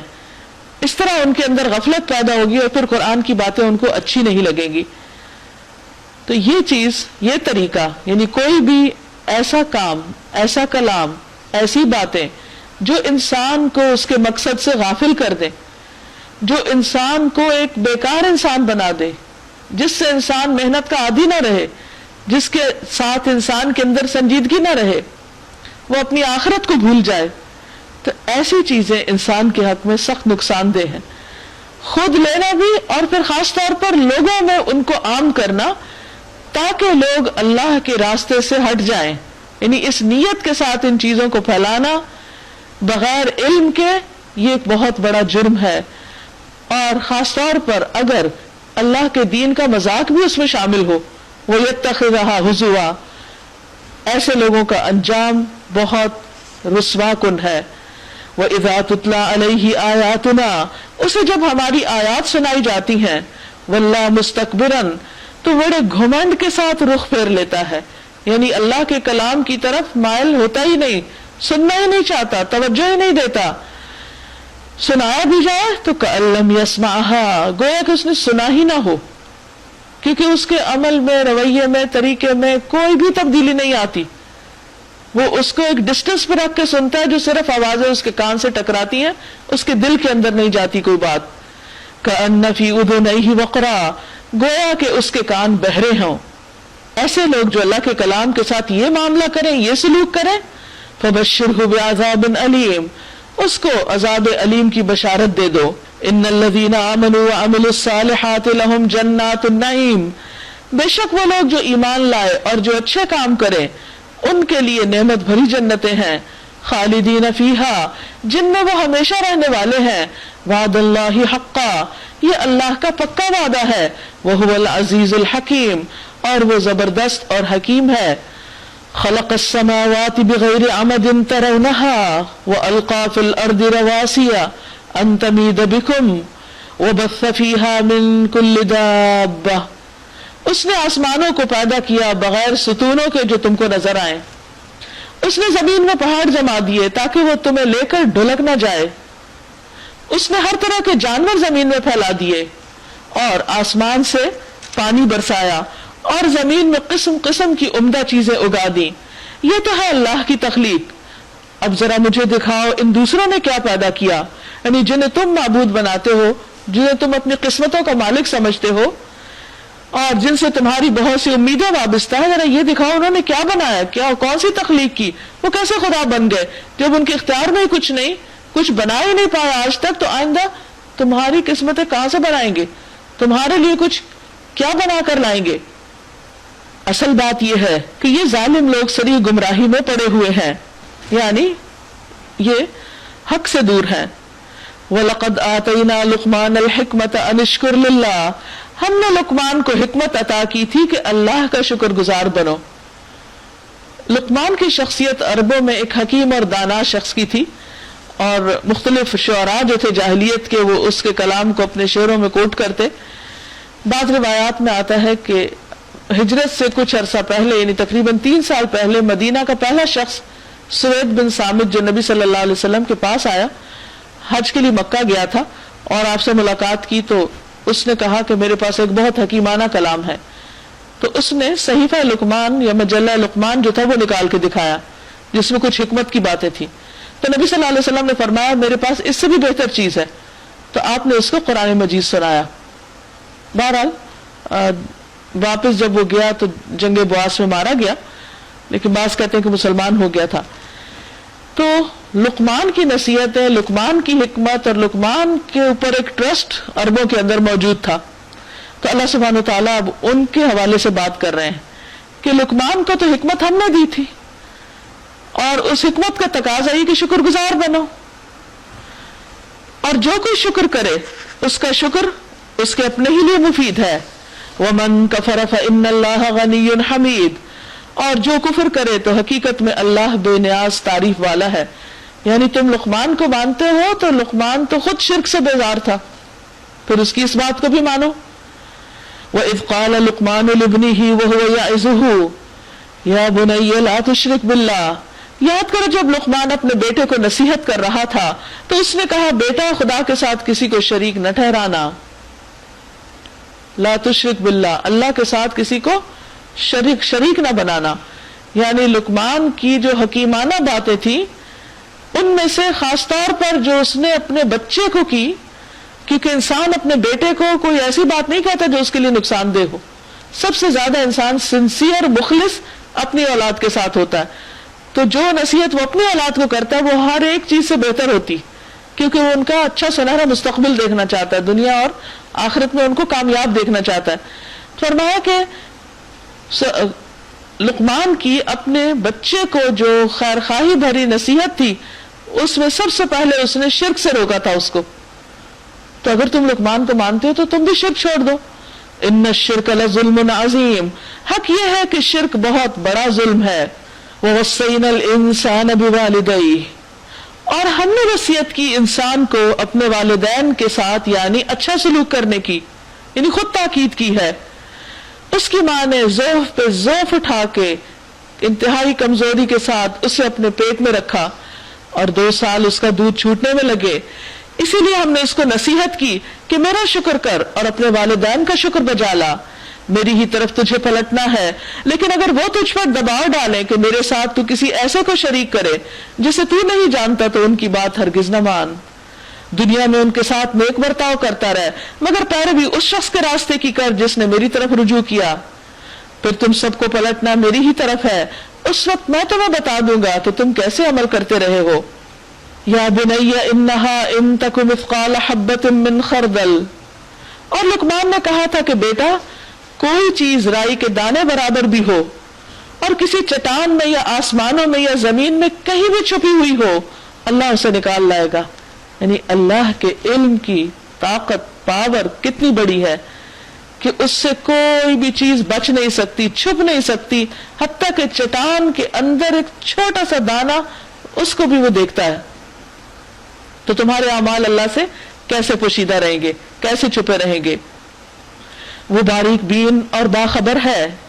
یا بنی اقم الصلاۃ، بیٹا نماز قائم کر، وامر بالمعروف، نیکی کا حکم دو، ونہا عن المنکر، برائی سے روکو، اور اگر اس میں مشکل پیش آئے واصبر علی ما اصابک، جو تجھ کو پہنچے اس پر صبر کرو۔ اب آپ دیکھیے کہ ایک باپ اپنے بیٹے کی کتنی بہترین تربیت کر رہا ہے، کتنے کام کی باتیں اس کو سکھا رہا ہے۔ سب سے پہلے شرک سے منع کیا، پھر والدین کی بات، اس کے بعد دوبارہ اللہ کے علم اور اللہ کی صفات کی قدرت، کیونکہ عام طور پر ہم بچوں کو اپنے سے ڈراتے ہیں اور لوگوں سے ڈراتے ہیں کہ غلط کام نہ کرنا، لوگ کیا کہیں گے۔ لیکن یہاں پر آپ دیکھیے کہ وہ اللہ ہی کی طرف بار بار اپنے بچے کو رجوع کرا رہا ہے، کیونکہ جو انسان بچپن سے اس کی تربیت اس ڈھنگ پر ہو کہ اسے اللہ کا خوف دلایا جائے، تو پھر اسے لوگوں سے ڈرنے کی ضرورت نہیں رہتی، اور اس کے اعمال بھی درست ہوتے چلے جاتے ہیں، کیونکہ اس کو پتا ہے کہ اللہ تو ہر جگہ دیکھتا ہے۔ پھر نماز کی بات کی گئی، اور صرف یہ نہیں کہ اپنی ذاتی زندگی میں عبادت کرو، بلکہ اگر لوگ برائیاں کر رہے ہیں تو ان سے بھی ان کو روکو، اور مصیبت پر صبر کرو۔ یہ وہ باتیں ہیں جن کی بڑی تاکید کی گئی ہے، اور لوگوں سے منہ پھیر کر بات نہ کرو، یعنی بد اخلاقی نہ برتو، زمین میں اکڑ کر نہ چلو، تواضع اختیار کرنے کا حکم۔ رسول اللہ صلی اللہ علیہ وسلم نے فرمایا، اللہ تعالیٰ نے مجھ پر وحی نازل فرمائی ہے کہ تم لوگ تواضع اختیار کرو، یہاں تک کہ کوئی دوسرے پر زیادتی نہ کرے اور نہ ہی کوئی ایک دوسرے پر فخر کرے۔ اللہ کسی خود پسند اور فخر جتانے والے شخص کو پسند نہیں کرتا، یعنی دین مکمل نہیں ہوتا جب تک کہ اخلاق نہ ہو۔ ایک شخص شرک سے بھی بچتا ہے، نمازوں کی پابندی کرتا ہے، والدین سے بھی اچھا کرتا ہے، لیکن اپنی بیوی سے بات کرتا ہے تو موڈ آف ہے اس کا، بچوں کو ڈانٹ ڈپٹ کے دیکھتا ہے اور بات کرتا ہے، تو یہ بد اخلاقی میں شمار ہوگا۔ اس سے انسان کی شخصیت کی تکمیل نہیں ہوتی۔ اللہ سبحانہ وتعالیٰ کی نظروں میں پھر اس عبادت کی بھی بہت بڑی ویلیو نہیں کہ جس کے ساتھ انسان انسانوں کو ستانے والا بن جائے۔ تو ایک پوری زندگی کے اندر ایک چینج ہونی چاہیے، باطنی طور پر بھی، ظاہری طور پر بھی، اور لوگوں کے ساتھ معاملات بھی اچھے، اور سب سے بڑھ کر یہ اللہ سبحانہ وتعالیٰ کے ساتھ مضبوط تعلق ہو۔ زمین پہ اکڑ کر نہ چل، یعنی تکبر نہ کر۔ اللہ کسی خود پسند اور فخر جتانے والے شخص کو پسند نہیں کرتا، اور اپنی چال میں اعتدال اختیار کر، یعنی نہ تو بہت تیز تیز چلو اور نہ بالکل سستی کے مارے آہستہ آہستہ۔ اسی طرح یہ کہ انسان عام طور پر جس بھی گھمنڈ کا شکار ہو وہ چال میں نظر آنے لگتی، تو کہا چال کی اصلاح کر، اور اپنی آواز کو ذرا پست رکھ، یعنی بہت چیخ چلا کے نہیں بات کرو۔ سب آوازوں سے زیادہ بری آواز گدھوں کی آواز ہوتی ہے۔ اس کا مطلب نہیں کہ انسان اتنا آہستہ بولے کہ کسی کو سمجھ ہی نہ آئے کہ کیا کہا ہے۔ اصل میں گدھے کی آواز سے تشبیہ دی گئی ہے کہ جس قسم کے وہ شور کرتا ہے یا جیسا لہجہ اس کا ہوتا ہے، اس طرح کے لہجے سے پرہیز کرو۔ الم تروا ان اللہ سخر لکم ما فی السماوات وما فی الارض، کیا تم لوگ دیکھتے نہیں کہ اللہ نے زمین اور آسمانوں کی ساری چیزیں تمہارے لیے مسخر کر رکھی، یعنی سب تمہارے کام کا بنایا، تمہارے فائدے کا بنایا۔ وَأَسْبَغَ عَلَيْكُمْ نِعَمَهُ ظَاهِرَةً وَبَاطِنًا، اور اپنی کھلی اور چھپی نعمتیں تم پر تمام کر دی ہیں۔ اس پر حال یہ ہے کہ انسانوں میں سے کچھ لوگ ہیں جو اللہ کے بارے میں جھگڑتے ہیں بغیر اس کے کہ ان کے پاس کوئی علم ہو یا ہدایت ہو یا کوئی روشنی دکھانے والی کتاب ہو، اور جب ان سے کہا جاتا ہے کہ پیروی کرو اس چیز کی جو اللہ نے نازل کی ہے تو کہتے ہیں کہ ہم تو اس چیز کی پیروی کریں گے جس پر ہم نے اپنے باپ دادا کو پایا ہے.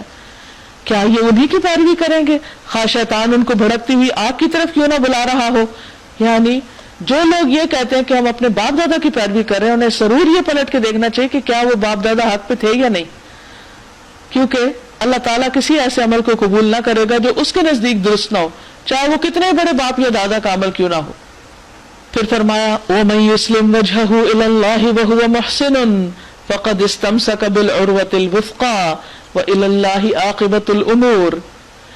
جو شخص اپنے آپ کو اللہ کے حوالے کر دے، یعنی پورے کا پورا اسلام میں داخل ہو جائے، اللہ کی فرما برداری کرے، اپنے معاملات اللہ کے سپرد کرے اور عملاً وہ نیک ہو، یعنی اس کا بھروسہ بھی اللہ پر ہو اور اس کے اعمال بھی اچھے ہوں، اس نے فی الواقع ایک بھروسے کے قابل سہارا تھام لیا، یعنی اللہ کا سہارا، اور سارے معاملات کا آخری فیصلہ اللہ ہی کے ہاتھ میں ہے. اب جو کفر کرتا ہے اس کا کفر تمہیں غم میں مبتلا نہ کرے، کیونکہ اللہ حساب لینے کے لیے کافی ہے. انہیں پلٹ کر آنا تو ہماری ہی طرف ہے، پھر ہم انہیں بتا دیں گے کہ وہ کیا کچھ کر کے آئے ہیں. اللہ سینوں کے چھپے ہوئے راز تک جانتا ہے. ہم تھوڑی مدت انہیں دنیا میں مزے کرنے کا موقع دے رہے ہیں، پھر ان کو بے بس کر کے ایک سخت عذاب کی طرف کھینچ لے جائیں گے. وَلَئِن سَأَلْتَهُم مَّنْ خَلَقَ السَّمَاوَاتِ وَالْأَرْضَ لَيَقُولُنَّ اللَّهُ. اگر تم ان سے پوچھو کہ زمین اور آسمانوں کو کس نے پیدا کیا تو یہ ضرور کہیں گے کہ اللہ نے. کہو الحمدللہ، یعنی اللہ کا شکر ہے کہ تم اتنی بات جانتے ہو، لیکن اگر تم یہ کہتے ہو تو پھر عمل سے اس کا ثبوت بھی دو. بلکہ اکثر لوگ اس کو جانتے نہیں، یعنی انہیں یہ نہیں پتا کہ جب ہر چیز اللہ نے پیدا کی اور شکر اسی کا ادا ہونا چاہیے تو پھر انہیں کیسا طریقہ زندگی اختیار کرنا چاہیے. للہ ما فی السماوات والارض، اللہ ہی کے لیے ہے جو آسمان و زمین میں ہے. ان اللہ هو الغنی الحمید، بے شک اللہ بے نیاز تعریف والا ہے. وَلَوْ أَنَّ مَا فِي الْأَرْضِ مِن شَجَرَةٍ أَقْلَامٌ وَالْبَحْرُ يَمُدُّهُ مِن بَعْدِهِ سَبْعَةُ أَبْحُرٍ مَا نَفِدَتْ كَلِمَاتُ اللَّهِ. زمین میں جتنے درخت ہیں اگر وہ سب کے سب قلم بن جائیں اور سمندر جسے 7 مزید سمندر روشنائی مہیا کریں وہ بن جائیں، تب بھی اللہ کی باتیں لکھنے سے ختم نہ ہوگی. یعنی اتنا زیادہ اللہ کا ذکر ہے اور اتنے زیادہ اللہ تعالیٰ کی قدرت کے کارنامے ہیں کہ انسان کی سیاہی اور قلم سب ختم ہو جائے لیکن اللہ کی باتیں ختم نہ ہو. تم سارے انسانوں کو پیدا کرنا اور پھر دوبارہ جلا اٹھانا اس کے لیے ایسا ہی ہے جیسے ایک شخص کو پیدا کرنا اور اسے دوبارہ اٹھانا. حقیقت یہ ہے کہ اللہ سب کچھ سننے اور دیکھنے والا ہے. کیا تم دیکھتے نہیں ہو کہ اللہ رات کو دن میں پروتا ہوا لے آتا ہے اور دن کو رات میں؟ اس نے سورج اور چاند کو مسخر کر رکھا ہے، سب ایک وقت مقرر تک چلے جا رہے ہیں. اور کیا تم نہیں جانتے کہ جو کچھ بھی تم کرتے ہو اللہ اس سے باخبر ہے؟ یہ سب کچھ اس وجہ سے ہے کہ اللہ ہی حق ہے اور اسے چھوڑ کر جن دوسری چیزوں کو یہ لوگ پکارتے ہیں وہ سب باطل ہیں، اور اس وجہ سے کہ اللہ ہی بزرگ و برتر ہے.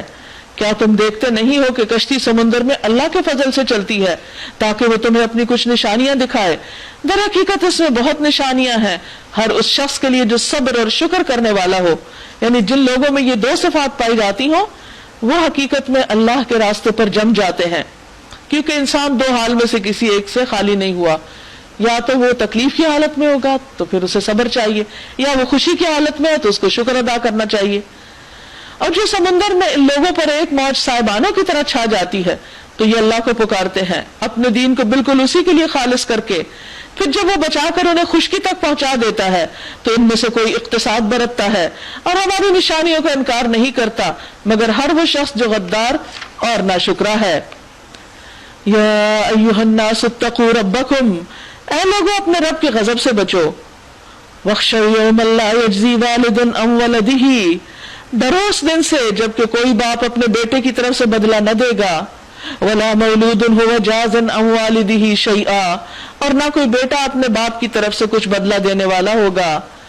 ان وعد اللہ حق، بے شک اللہ کا وعدہ سچا ہے. فلا تغرنکم الحیات الدنیا، تمہیں دنیا کی زندگی دھوکے میں نہ ڈالے.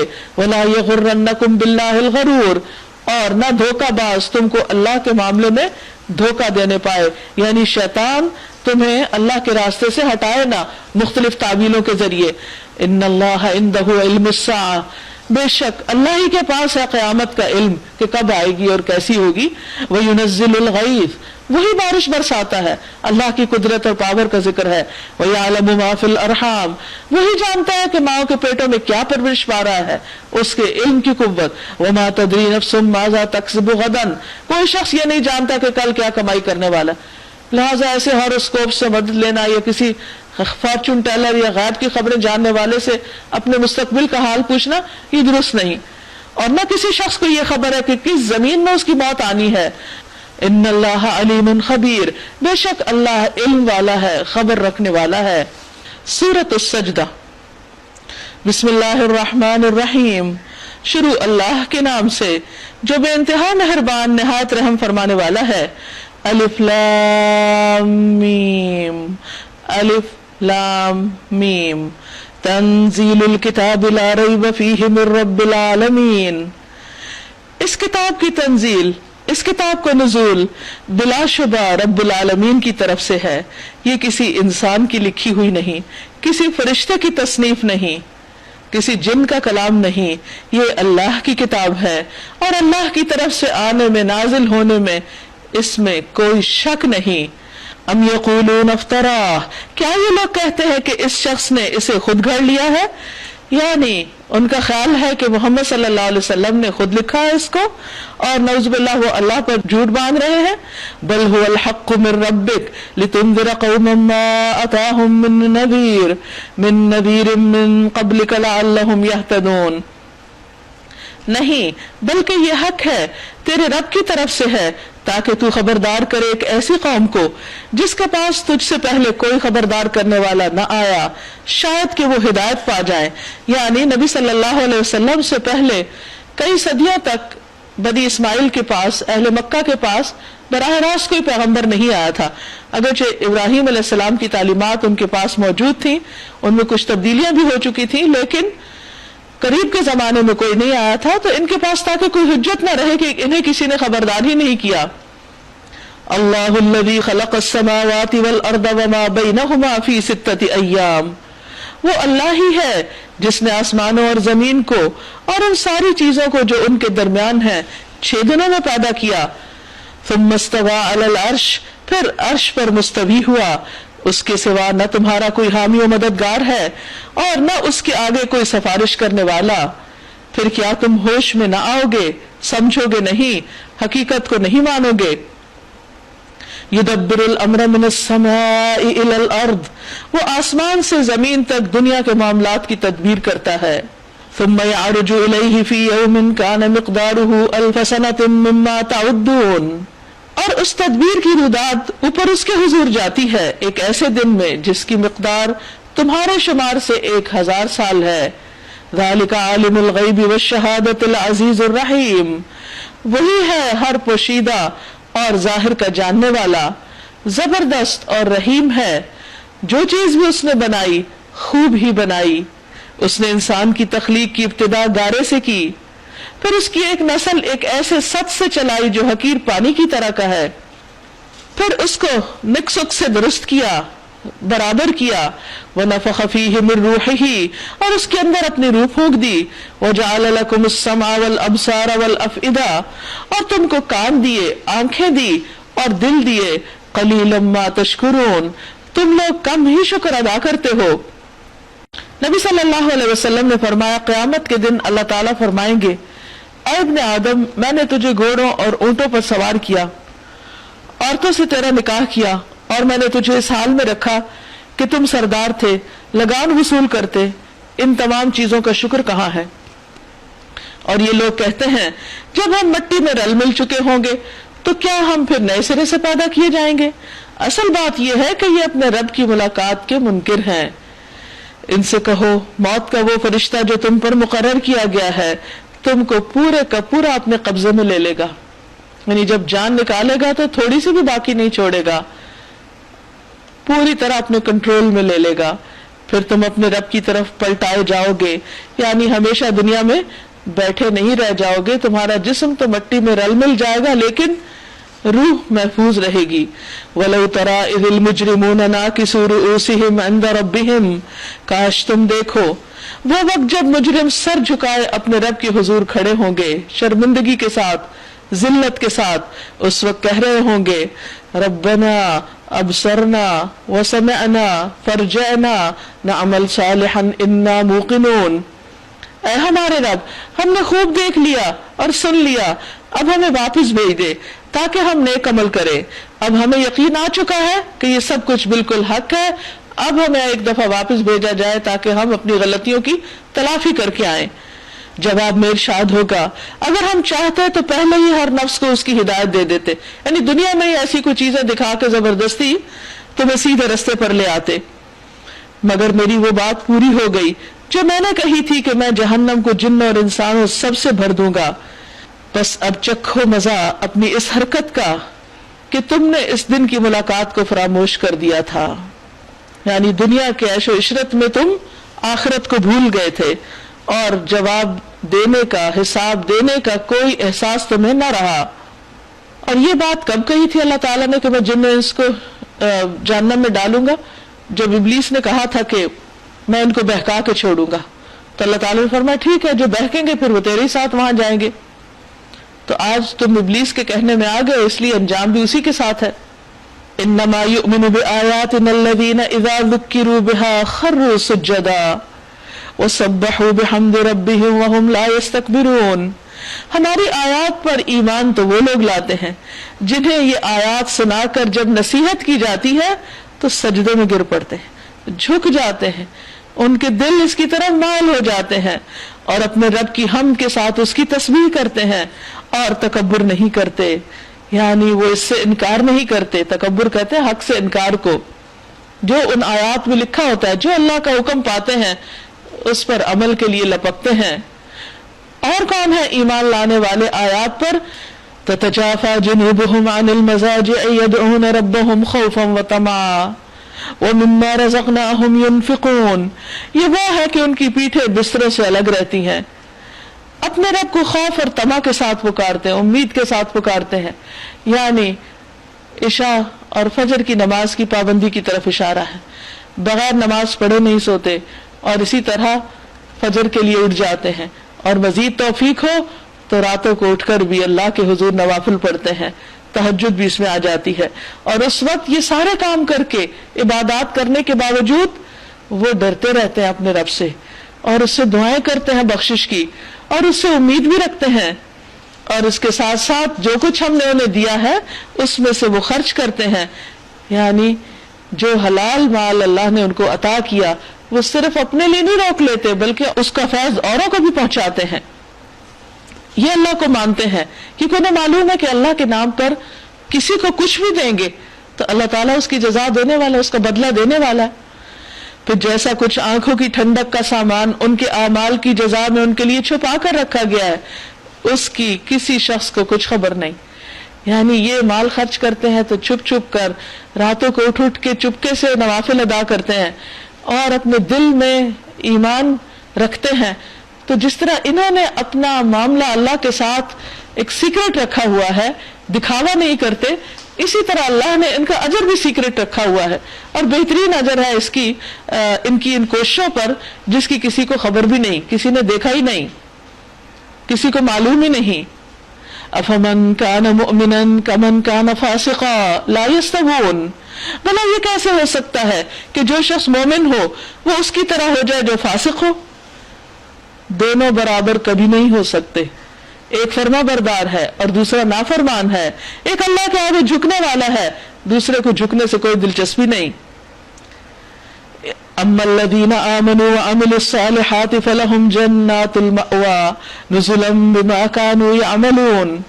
जो लोग ईमान लाए हैं और जिन्होंने नेक अमल किए उनके लिए तो जन्नतों की क़यामगाहें हैं ज़ियाफत के तौर पर उनके आमाल के बदले में। और जिन्होंने फिस्क इख्तियार किया व अम्मल्लज़ीना फसकू फमअवाहुमुन नार, उनका ठिकाना आग है। कैसी है वो आग? कुल्लमा अरादू अन यखरुजू मिन्हा उईदू फीहा, जब कभी वो उससे निकलना चाहेंगे उसी में दोबारा धकेल दिए जाएंगे اور ان سے کہا جائے گا چکھو اب اسی آگ کے عذاب کا مزہ جس کو تم جھٹلایا کرتے تھے.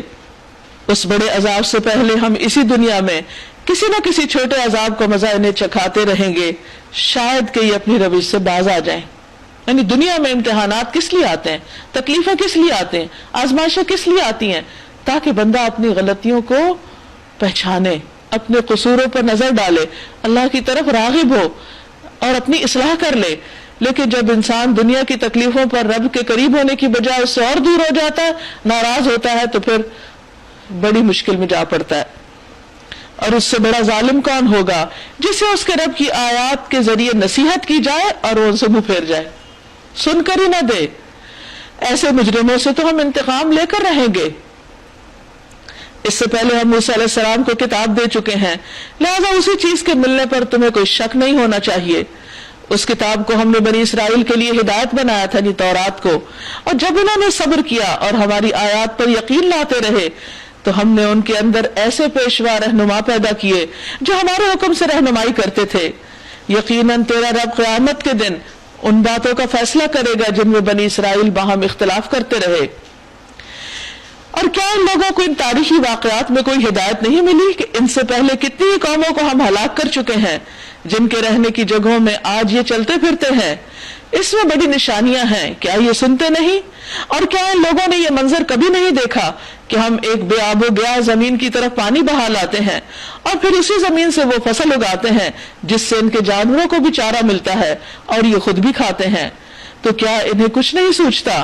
یہ لوگ کہتے ہیں کہ یہ فیصلہ کب ہوگا اگر تم سچے ہو, یعنی عذاب کب آئے گا؟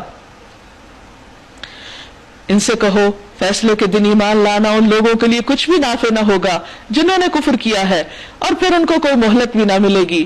اچھا انہیں ان کے حال پر چھوڑ دو اور انتظار کرو, یہ بھی منتظر ہیں. سورۃ الاحزاب. بسم اللہ الرحمن الرحیم. شروع اللہ کے نام سے جو بے انتہا مہربان نہایت رحم فرمانے والا ہے. یا ایھا النبی اتق اللہ ولا تطع الکافرین والمنافقین ان اللہ کان علیما حکیما. اے نبی صلی اللہ علیہ وسلم, اللہ کا تقوی اختیار کیجئے, کفار اور منافقین کی اطاعت نہ کیجئے. یعنی ان سے ڈرنے کی ضرورت نہیں, اللہ سے ڈرے. حقیقت میں علیم اور حکیم تو اللہ ہی ہے, لہذا جو احکامات وہ آپ کو دے رہا ہے اسے بے لاگ طریقے پر کھول کر لوگوں کے سامنے بیان کر دیجئے, چاہے اس پر کتنی ہی مخالفت کیوں نہ ہو. پیروی کیجئے اس بات کی جس کا اشارہ تمہارے رب کی طرف سے تمہیں کیا جا رہا ہے. اللہ ہر اس بات سے باخبر ہے جو تم لوگ کرتے ہو. اللہ پر توکل کرو, اللہ ہی وکیل ہونے کے لیے کافی ہے. اللہ نے کسی شخص کے دھڑ میں دو دل نہیں رکھے, یعنی ایک وقت میں ایک شخص مومن اور منافق نہیں ہو سکتا, اللہ پرست اور دنیا پرست نہیں ہو سکتا, تکبر کرنے والا اور متواضع نہیں ہو سکتا. ایک دل میں ایک وقت میں ایک ہی چیز ہوتی ہے, یا کسی کی محبت یا اس کی نفرت. وَمَا جَعَلَ أَزْوَاجَكُمُ اللَّائِي تُظَاهِرُونَ مِنْهُنَّ أُمَّهَاتِكُمْ, نہ اس نے تم لوگوں کی ان بیویوں کو جن سے تم زہار کرتے ہو تمہاری ماں بنا دیا ہے. دور جاہلیت کی ایک رسم کی طرف اشارہ تھا جس میں اگر کوئی شخص اپنی بیوی سے یہ کہہ دیتا کہ تمہاری پیٹھ میرے لیے میری ماں کی پیٹھ کی طرح ہے, تو اس طرح وہ بیوی اس کے لیے ہمیشہ کے لیے حرام ہو جاتی, یعنی یہ طلاق دینے کی ایک صورت تھی. تو فرمایا کہ اس کی کوئی حقیقت نہیں ہے, یہ خلاف حقیقت بات ہے, کیونکہ صرف الفاظ بول دینے سے کسی کی نیچر بدل نہیں جاتی, بیوی ماں نہیں بن جاتی. اور نہ اس نے تمہارے منہ بولے بیٹوں کو تمہارا حقیقی بیٹا بنایا. اسی طرح اگر انسان کسی کے بچے کو بیٹا کہہ دیتا ہے تو اس کا حقیقی بیٹا نہیں بن جاتا, حقیقت نہیں بدل جاتی. یہ تو وہ باتیں ہیں جو تم لوگ اپنے منہ سے نکال دیتے ہو, مگر اللہ وہ بات کہتا ہے جو حقیقت پر مبنی ہے اور وہی صحیح طریقے کی طرف رہنمائی کرتا ہے. ادعوہم لآبائہم, منہ بولے بیٹوں کو ان کے باپوں کی نسبت سے پکارو, یعنی جن کو آج تک تم بیٹا کہتے رہے ہو ان کو ان کے باپ کی نسبت سے ہی جانو, اسی سے پکارو. یہ اللہ کے نزدیک زیادہ منصفانہ بات ہے, اور حدیث میں بھی اس کی وضاحت کی گئی ہے. नबी सल्लल्लाहु अलैहि वसल्लम ने फरमाया, जो शख्स जानते हुए अपने बाप के सिवा किसी दूसरे की तरफ अपने आप को मंसूब करे तो उस पर जन्नत हराम है। नबी सल्लल्लाहु अलैहि वसल्लम ने फरमाया, जिस आदमी ने अपनी निस्बत अपने बाप के अलावा किसी और की तरफ की, या जिस गुलाम ने अपने आप को अपने मालिक के गैर की तरफ मंसूब किया, उस पर अल्लाह की लानत, फरिश्तों और तमाम लोगों की भी लानत। अल्लाह उससे क़यामत के दिन ना उसका फर्ज और ना उसका कोई नफल कबूल करेगा, क्योंकि एक बहुत बड़ा जुल्म है, नाहक बात है। और अगर तुम्हें मालूम ना हो कि उनके बाप कौन है तो वो तुम्हारे दीनी भाई और दोस्त हैं। नादानिस्ता जो बात तुम कहो उसके लिए तुम पर कोई गिरफ्त नहीं, यानी माजी में भूल चूक से जो कह चुके हो गया, आइंदा नहीं, लेकिन उस बात पर जरूर गिरफ्त है जिसका तुम दिल से इरादा करो। अल्लाह दरगुजर करने वाला और रहीम है। बिलाशुबा नबी तो अहले ईमान के लिए उनकी अपनी जात पर मुकद्दम है, यानी नबी सल्लल्लाहु अलैहि वसल्लम का मुसलमानों से और मुसलमानों का आपसे जो ताल्लुक है वो दूसरे सारे रिश्तों और ताल्लुकात से कहीं ऊंचा है, कहीं ऊपर है। और नबी की बीवियां उनकी माएँ हैं, यानी उम्महातुल मोमिनीन, वो माँ के दर्जे में है। मगर किताबुल्लाह की रूह से आम मोमिनीन और मुहाजिरीन की बनिस्बत रिश्तेदार एक दूसरे के ज्यादा हकदार हैं, यानी एक है दीनी रिश्ता और एक है नसबी रिश्ता। तो जो नसब का रिश्ता है वो खानदानी जिंदगी में ज्यादा मुकद्दम है दूसरे रिश्तों पर। अलबत्ता अपने दोस्तों के साथ तुम कोई भलाई करना चाहो तो कर सकते हो, ये हुक्म किताब इलाही में लिखा हुआ है। मसलन विरासत में दोस्त शरीक नहीं, लेकिन उनके हक में वसीयत की जा सकती है अगर जरूरत पड़े। और नबी सल्लल्लाहु अलैहि वसल्लम, याद रखिए उस अहद पैमान को जो हमने सब पैगंबरों से लिया है, तुमसे भी और नूह अलैहिस्सलाम और इब्राहिम अलैहिस्सलाम और मूसा अलैहिस्सलाम और ईसा इब्न मरियम अलैहिस्सलाम से भी सबसे हम पुख्ता अहद ले चुके हैं, ताकि सच्चे लोगों से उनका रब उनकी सच्चाई के बारे में सवाल करे। और काफिरों के लिए तो उसने दर्दनाक अजाब मुहैया कर रखा है। या अय्युहल्लज़ीना आमनु ज़्कुरू निअमतल्लाहि अलैकुम, ऐ लोगों जो ईमान लाए हो, याद करो अल्लाह के उस एहसान को जो उसने अभी अभी तुम पर किया है। कौन सा एहसान? इशारा है जंग अहज़ाब की कामयाबी की तरफ। ग़ज़वा अहज़ाब 5 हिजरी में हुआ था। तमाम अरब कबाइल और यहूद की तरफ से मुश्तरक हमला हुआ था मुसलमानों पर, मदीना पर, और 12,000 की तादाद में थे ये लोग। मुसलमान तादाद में भी कम थे, वसाइल भी कम थे, तो उनके मुकाबले की सकत नहीं रखते थे, कमजोर थे। लेकिन अल्लाह सुब्हानहू तआला ने ऐसे वसाइल फराहम कर दिए कि पहले तो खंदक का आइडिया आ गया मुसलमानों को, यानी हजरत जो सलमान फारसी थे उनके मशवरे पर खंदक खोदी गई, मदीना को एक तरह से प्रोटेक्ट किया गया। लेकिन तकरीबन 1 माह तक फिर भी दुश्मन की फौजों ने मुहासरा जारी रखा। तो अल्लाह सुब्हानहू तआला ने गैब से अपनी मदद भेजी, आंधी भेजी और फरिश्तों के जरिए मदद भेजी, और इस तरह दुश्मन नाकाम होकर वापस लौट गए और मुसलमानों को अमन नसीब हुआ। तो उस नेमत की तरफ इशारा है कि देखो किस तरह अल्लाह ने तुम्हें प्रोटेक्ट किया। फअरसलना अलैहिम रिहन व जुनूदन लम तरौहा, हमने उन पर एक सख्त आंधी भेजी और ऐसी फौजें रवाना की जो तुम्हें नजर ना आती थी, यानी फरिश्ते। और अल्लाह वो सब कुछ देख रहा था जो तुम लोग उस वक्त कर रहे थे जब वो ऊपर से और नीचे से तुम पर चढ़ आए थे, यानी हिजाज की तरफ से और नज्द की तरफ से, यानी हर तरफ से दुश्मन तुम पर हमलावर हो गया था। जब खौफ के मारे आंखें पथरा गईं, कलेजे मुंह को आ गए और तुम लोग अल्लाह के बारे में तरह तरह के गुमान करने लगे, उस वक्त ईमान लाने वाले खूब आजमाए गए और बुरी तरह हिला मारे गए, क्योंकि अल्लाह सुब्हानहू तआला चाहता था कि मोमिन मुनाफिकीन से अलग छट कर निखर कर आगे आ जाएं, क्योंकि उनसे और बड़े काम लिए जाने थे। याद करो वो वक्त जब मुनाफिकीन और वो सब लोग जिनके दिलों में रोग था साफ साफ कह रहे थे कि अल्लाह और उसके रसूल ने जो वादे हमसे किए थे वो फरेब के सिवा कुछ न थे। यानी जब उस वक्त हमलावर मुख्तलिफ तरफ से आए तो ये लोग अल्लाह रसूल के बारे में गलत बातें करने लगे। जब उनमें से एक ग्रोह ने कहा, ऐ यसरब के लोगों, तुम्हारे लिए अब ठहरने का कोई मौका नहीं, पलट चलो, वापिस चलो, यानी अब खंदक के सामने कुफार का मुकाबला करने की जरूरत नहीं है, अब वापस चलो शहर की तरफ। और इनडायरेक्टली क्या कह रहे थे کہ اس دین پر قائم رہنے کا کوئی موقع نہیں، آباء و اجداد کے دین پہ چلو.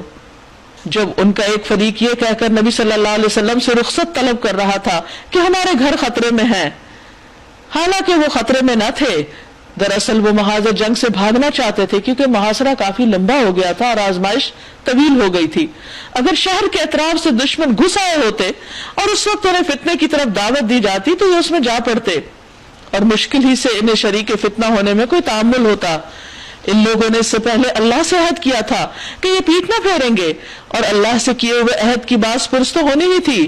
اے نبی صلی اللہ علیہ وسلم ان سے کہیے اگر تم موت یا قتل سے بھاگو تو یہ بھاگنا تمہارے لیے کچھ بھی نفع بخش نہ ہوگا، اس کے بعد زندگی کے مزے لوٹنے کا تھوڑا ہی موقع تم کو ملے گا.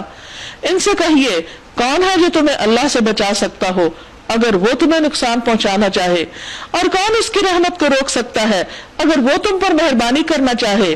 اللہ کے مقابلے میں تو یہ لوگ کوئی حامی و مددگار نہیں پا سکتے. اللہ تم میں سے ان لوگوں کو خوب جانتا ہے جو جنگ کے کام میں رکاوٹیں ڈالنے والے ہیں، جو اپنے بھائیوں سے کہتے ہیں آؤ ہماری طرف، جو لڑائی میں حصہ لیتے بھی ہیں تو بس نام گنانے کو. یعنی ہمیشہ کسی بھی گروہ کے اندر ایسے لوگ سخت فتنہ برپا کرتے ہیں اور مشکلات کھڑی کرتے ہیں کہ جو خود کسی کام کے لیے کنونسڈ نہ ہو، موٹیویٹڈ نہ ہو اور ان کا مقصد واضح نہ ہو، وہ خود بھی کام نہیں کرتے اور دوسروں کے لیے بھی رکاوٹ کھڑی کرتے ہیں، ان کو بھی روکتے ہیں. جو تمہارا ساتھ دینے میں سخت بخیل ہیں، یعنی انہیں صرف اپنی فکر ہے، نہ اسلام کی کوئی پریشانی ہے کہ وہ اس کو کتنی ضرورت ہے، نہ مسلمانوں سے کوئی ہمدردی ہے، بلکہ انہیں صرف اس سے ہے کہ ہماری جان کیسے بچ سکتی ہے. خطرے کا وقت آ جائے تو اس طرح دیدے پھرا پھرا کر تمہاری طرف دیکھتے ہیں جیسے کسی مرنے والے پہ غشی تاری ہو رہی ہو، مگر جب خطرہ گزر جاتا ہے تو یہی لوگ فائدوں کے حریص بن کر کینچی کی طرح چلتی زبانیں لیے تمہارے استقبال کو آ جاتے ہیں، بالکل پندرہ بدل جاتے ہیں. یعنی جب کامیابی ہوتی ہے مسلمانوں کو تو مال غنیمت کی تقسیم میں حصہ لینے کے لیے فوراً پہنچ جاتے ہیں، مگر جب خطرہ گزر جاتا ہے تو فائدوں کے لیے آ جاتے ہیں. یہ لوگ ہرگز ایمان لانے والے نہیں، اسی لیے اللہ نے ان کے سارے اعمال ضائع کر دیے کہ جو انہوں نے وقتی سطحی نمازیں اور صدقات وغیرہ کیے تھے وہ سب ضائع. اور ایسا کرنا اللہ کے لیے بہت آسان ہے.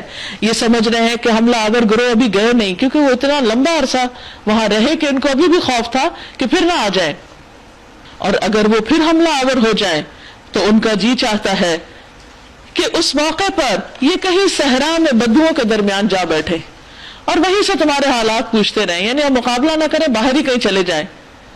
تاہم اگر یہ تمہارے درمیان رہے بھی تو لڑائی میں کم ہی حصہ لیں گے کیونکہ آہستہ آہستہ ان کی منافقت کھل کے سامنے آتی جا رہی. در حقیقت تم لوگوں کے لیے اللہ کے رسول میں ایک بہترین نمونہ ہے. لقد كان لكم في رسول الله اسوة حسنة لمن كان يرجو الله واليوم الآخر وذكر الله كثيرا. ہر اس شخص کے لیے جو اللہ اور یوم آخر کا امیدوار ہو اور کثرت سے اللہ کو یاد کرے. یعنی ایسے موقعوں پر جب کسی گروہ کے اندر منافق موجود ہوں اور وہ دوسروں کو ڈی موٹیویٹ کر رہے ہوں تو اس وقت یہ نہیں دیکھنا چاہیے کہ وہ کیا کر رہے ہیں، اگر وہ کچھ نہیں کر رہے تو ہم بھی نہ کریں، وہ جا رہے ہیں تو ہم بھی نکل جائیں. اس وقت یہ دیکھنا چاہیے کہ تمہارا لیڈر تمہیں کس طرح بلا رہا ہے، تم کس مقصد کے لیے یہاں آئے تھے، کیوں اکٹھے ہوئے تھے، اس مقصد کو اپنے سامنے رکھو. یہاں منافقین کا طرز عمل مت دیکھو، اللہ کے رسول صلی اللہ علیہ وسلم کا طرز عمل دیکھو، وہ تمہارے لیے بہترین نمونہ ہے. اور وہ انہی کے لیے بہترین نمونہ ہے جن کا ایمان درست ہو اور جو اللہ کو کثرت سے یاد کریں. غافل لوگوں کے لیے آپ کی زندگی نمونہ نہیں ہے کیونکہ ان کا تو کوئی میل جوڑ ہے ہی نہیں. اور اس میں نہ صرف یہ کہ میدان جنگ میں بلکہ زندگی کے ہر طریقے میں ہمیں نبی صلی اللہ علیہ وسلم کی سنت کو دیکھنا چاہیے. آپ کے معمولات کیا تھے، آپ کی روٹین کیا تھی، آپ کے لوگوں کے ساتھ تعلقات کیسے تھے، جیسا کہ بہت سی احادیث سے پتہ چلتا ہے. نبی صلی اللہ علیہ وسلم زمین پر بیٹھ جایا کرتے تھے، زمین پر بیٹھ کر ہی کھاتے تھے، بکری کا دودھ دو لیتے تھے، جو کی روٹی کی دعوت دینے والے غلام کی دعوت قبول کر لیتے تھے. عبداللہ بن ابی اوفا فرماتے ہیں کہ رسول اللہ صلی اللہ علیہ وسلم اللہ کا ذکر زیادہ کیا کرتے، لا یعنی گفتگو نہیں کرتے تھے، نماز لمبی پڑھتے، خطبہ مختصر دیتے، نیز بیواؤں اور مسکینوں کے ساتھ جاتے اور ان کا کام کر دیتے.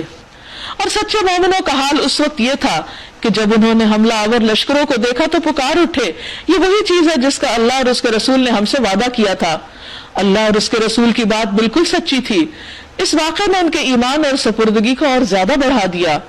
ایمان لانے والوں میں ایسے لوگ بھی موجود ہیں جنہوں نے اللہ سے کیے ہوئے عہد کو سچا کر دیا، اپنی کمٹمنٹ خوب نبھائی۔ ان میں سے کوئی اپنی نظر پوری کر چکا اور کوئی وقت آنے کا منتظر ہے۔ انہوں نے اپنے رویے میں کوئی تبدیلی نہیں کی۔ یہ سب کچھ اس لیے ہوا تاکہ اللہ سچوں کو ان کی سچائی کی جزا دے اور منافقوں کو چاہے تو سزا دے اور چاہے تو ان کی توبہ قبول کر لے۔ بے شک اللہ غفور الرحیم ہے۔ اللہ نے کفار کا منہ پھیر دیا، وہ کوئی فائدہ حاصل کیے بغیر اپنے دل کی جلن لیے یوں ہی پلٹ گئے، یعنی ساری فوجیں واپس چلی گئیں جب سخت آندھی آئی اور ہر چیز ان کی الٹ گئی، اور مومنین کی طرف سے اللہ ہی لڑنے کے لیے کافی ہو گیا۔ اللہ بڑی قوت والا اور زبردست ہے۔ وَأَنزَلَ الَّذِينَ ظَاهَرُوهُم مِّنْ أَهْلِ الْكِتَابِ مِنْ صَيَاصِيهِمْ وَقَذَفَ فِي قُلُوبِهِمُ الرُّعْبَ فَرِيقًا تَقْتُلُونَ وَتَأْسِرُونَ فَرِيقًا۔ پھر اہل کتاب میں سے جن لوگوں نے ان حملہ آوروں کا ساتھ دیا تھا، اللہ ان کی گڑھیوں سے انہیں اتار لایا اور ان کے دلوں میں اس نے ایسا رعب ڈال دیا کہ آج ان میں سے ایک گروہ کو تم قتل کر رہے ہو اور دوسرے گروہ کو قید کر رہے ہو۔ اس نے تم کو ان کی زمین اور ان کے گھروں اور ان کے اموال کا وارث بنا دیا اور وہ علاقہ تمہیں دے دیا جسے کبھی تم نے پامال نہ کیا تھا۔ اللہ ہر چیز پر قادر ہے۔ اشارہ ہے بنو قریظہ کی طرف کہ جب انہوں نے اپنے معاہدے کی خلاف ورزی کی، نبی صلی اللہ علیہ وسلم جب مدینہ تشریف لے گئے تو آپ نے وہاں کے رہنے والوں، جن میں مشرکین بھی تھے، یہود بھی تھے اور خود مسلمز بھی، ان سب کے مابین ایک معاہدہ کیا تھا کہ اگر مدینہ پر باہر سے کوئی بھی فریق حملہ آور ہوگا تو مدینہ کے رہنے والے سب مل کر اس کے خلاف مقابلہ کریں گے۔ اس معاہدے کی پابندی یہود پر لازم تھی، لیکن جب مشرکین مکہ سے آئے یا مختلف قبائل سے، اس موقع پر تو ہر طرف سے، ہر علاقے سے آ گئے تھے، تو بنو قریظہ نے مسلمانوں کا ساتھ دینے کی بجائے جو معاہدے کے عین مطابق تھا، انہوں نے خلاف ورزی کرتے ہوئے مشرکین کے ساتھ دیا اور مسلمانوں سے غداری کی۔ اب اسی لیے نبی صلی اللہ علیہ وسلم جب غزوہ احزاب میں کامیاب ہوئے تو اس کے بعد انہوں نے ان کی گڑھیوں کا رخ کیا، ان کے قلعوں کا رخ کیا جس میں یہ اندر چھپ گئے تھے مسلمانوں سے بچنے کے لیے۔ نبی صلی اللہ علیہ وسلم نے تقریباً 25 روز تک ان کا محاصرہ کیے رکھا۔ بالآخر ان کے کہنے پر سعد بن معاذ کو حکم مقرر کیا گیا تاکہ وہ اس مسئلے کا کوئی حل نکالیں۔ سعد بن معاذ نے انہی کی کتاب کے مطابق ان کے اندر فیصلہ کیا، تورات کے مطابق، اور اس کے مطابق کیا تھا کہ جوانوں کو قتل کر دیا جائے، عورتیں اور لڑکے غلام بنا لیے جائیں، مال جائیداد ضبط کر لی جائے۔ تو اس کی طرف یہاں اشارہ ہے کہ تم اے مسلمانوں، مشکل وقت ضرور آیا لیکن اللہ نے تمہارے ان دشمنوں کو بھی بھگا دیا اور اس کے ساتھ جو اندر کے دشمن تھے ان پر بھی تمہیں کامیابی عطا کی اور ان کے مال اور ان کے علاقوں کے تم وارث بن گئے۔ پھر اس کے بعد فرمایا یا ایھا النبی قل لازواجک ان کنتن تردن الحیاۃ الدنیا وزینتها فتعالین امتعکن واسرحکن سراحا جمیلا۔ اے نبی صلی اللہ علیہ وسلم، اپنی بیویوں سے کہیے اگر تم دنیا اور اس کی زینت چاہتی ہو تو میں تمہیں کچھ دے دلا کر بھلے طریقے سے رخصت کر دیتا ہوں۔ اصل میں جب سے نبی صلی اللہ علیہ وسلم مدینہ تشریف لائے تھے تو مسلسل ایک کے بعد ایک جنگ پیش آ جاتی تھی۔ اگر اس میں سے کچھ مال غنیمت آتا بھی تھا تو وہ اگلی جنگ کی تیاری میں صرف ہو جاتا اور آپ کے اہل و عیال کے لیے نان نفقہ تک پرووائڈ کرنا بہت مشکل ہو گیا تھا۔ تو ایک موقع پر حضرت جابر کہتے ہیں کہ حضرت ابوبکر اور حضرت عمر آپ کی خدمت میں حاضر ہوئے تو دیکھا کہ آپ کی ازواج آپ کے ارد گرد بیٹھی اور آپ بالکل خاموش ہیں۔ آپ نے حضرت عمر کو خطاب کر کے کہا کہ یہ میرے گرد بیٹھی ہیں، جیسے تم دیکھ رہے ہو یہ مجھ سے خرچ کا مطالبہ کر رہی ہیں۔ نان نفقے کا مطالبہ ایک بنیادی ضرورت تھی، تو اس پر چونکہ آپ صلی اللہ علیہ وسلم ان حالات کی وجہ سے افورڈ نہیں کر سکتے تھے تو ان سے یہ توقع تھی کہ وہ اس پر صبر کریں، یعنی ان کا مطالبہ بھی کوئی ناروا نہیں تھا، لیکن ان کا جو بلند مرتبہ اور مقام تھا اس کے اعتبار سے یہ بات کچھ مناسب نہ تھی۔ تو اس پر ان دونوں نے اپنی اپنی بیٹیوں کو ڈانٹا کہ تم اللہ کے رسول صلی اللہ علیہ وسلم کو تنگ کرتی ہو، اور پھر اللہ सुब्हानो तआला ने आयत भी नाजिल की कि अज़वाज मुतहरात से कह दीजिए कि अगर तुम्हें दुनिया और उसकी जीनत चाहिए। अब आप देखिए कि उन्होंने सिर्फ बुनियादी जरूरत की चीज मांगी थी, लेकिन कहते हैं कि जो मुकर्रबीन होते हैं, जिनके दर्जे बुलंद होते हैं, उनकी नेकियां भी खताएं बाजों का शुमार हो जाती हैं। जो आम लोगों की नेकियां होती हैं वो मुकर्रबीन की खताएं शुमार हो जाती हैं। तो उसकी तरफ कहा जा रहा है इशारा करके कि अगर तुम्हें दुनिया चाहिए तो फिर ठीक है, तुम्हें नबी सल्लल्लाहु अलैहि वसल्लम के घर में होते हुए जो इज्जत और मकाम हासिल है वो नहीं मिलेगा। और अगर तुम अल्लाह और उसके रसूल और दार आखिरत की तालिब हो तो जान लो कि तुम में से जो नेकोकार हैं अल्लाह ने उनके लिए बड़ा अजर मुहैया कर रखा है। फिर फरमाया, या निसा अन्नबी, ए नबी की बीवियों, मैं यअति मिनकुन्न बिफाहिशतिन मुबय्यनतिन, जो तुम में से किसी शरीफ व शरकत का इर्तिकाब करेगी, उससे तवक्को से बिल्कुल नहीं की जा सकती, ये शिद्दत इजहार के लिए है। युदाअफ लहल अज़ाब दुअफ़ैन, उसे दोहरा अजाब दिया जाएगा। व कान ज़ालिका अलल्लाहि यसीरा, और ये काम अल्लाह के लिए बहुत आसान है, यानी अल्लाह ताला के लिए कुछ भी मुश्किल नहीं। लेकिन चूंकि उनका मकाम बड़ा है इसलिए उनसे अगर कोई गलती सरजद हुई तो उसकी सजा भी बड़ी है। तो अल्लाह ताला से दुआ है कि वो हमें कुरान मजीद को बेहतरीन तौर पर समझने वाला बनाए और अमल करने वाला बनाए। यहाँ पर आज हमारा ये पारा मुकम्मल होता है।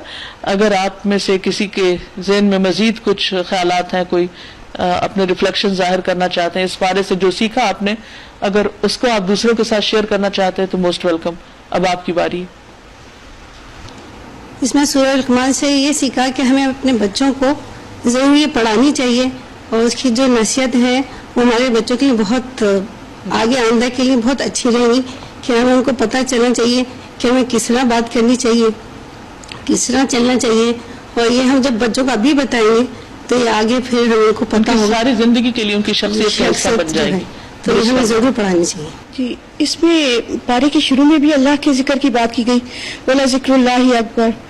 और अल्लाह का जिक्र जो है वो हमें से नेगेटिविटी निकालता है और हमें एक पॉजिटिव पर्सनालिटी बनाता है। जबकि हम औरतों के पास बहुत ऐसा टाइम होता है कि हम खामोशी से कुछ काम कर रही होती है और कुछ पिछले वाकयात को बिल्कुल वो फिल्म चला रही होती है अंदर।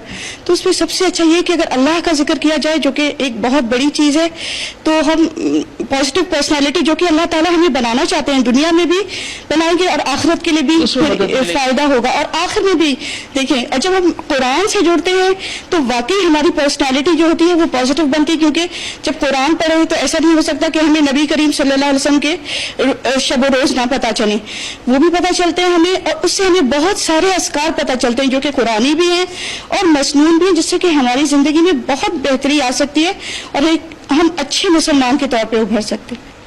अल्लाह की जो याद होती है वो दिल को आबाद करती है और बहुत सुकून मिलता है। अगर जैसे हम नमाज की पाबंदी और जिक्र अस्कार करें ना, उससे वाकई बहुत दिल को सुकून मिलता है, हमें कोई टेंशन वगैरह नहीं है। तो कुरान से ताल्लुक हमारा रहना ही चाहिए इस मामले में ना। जितना हम कुरान से जुड़ेंगे उतना हम सुकून से रहेंगे। और रिश्तेदारों को देने के मामले में अक्सर हम लोग करते हैं, हम बाहर तो देख लेते हैं, रिश्तेदारों के अंदर हम नहीं देखते देने के लिए। और ये हमें बताना चाहिए कि दोहरा सवाब रिश्तेदारों को देना ना। मैंने जो इसे सीखा है ज़ाती ज़िंदगी से, एक तो ये जिक्र है कि जो अल्लाह की याद हमेशा आपके जो है ज़बान पर रहनी चाहिए, आपकी ज़बान जो है अल्लाह के ज़िक्र से तर रहनी चाहिए।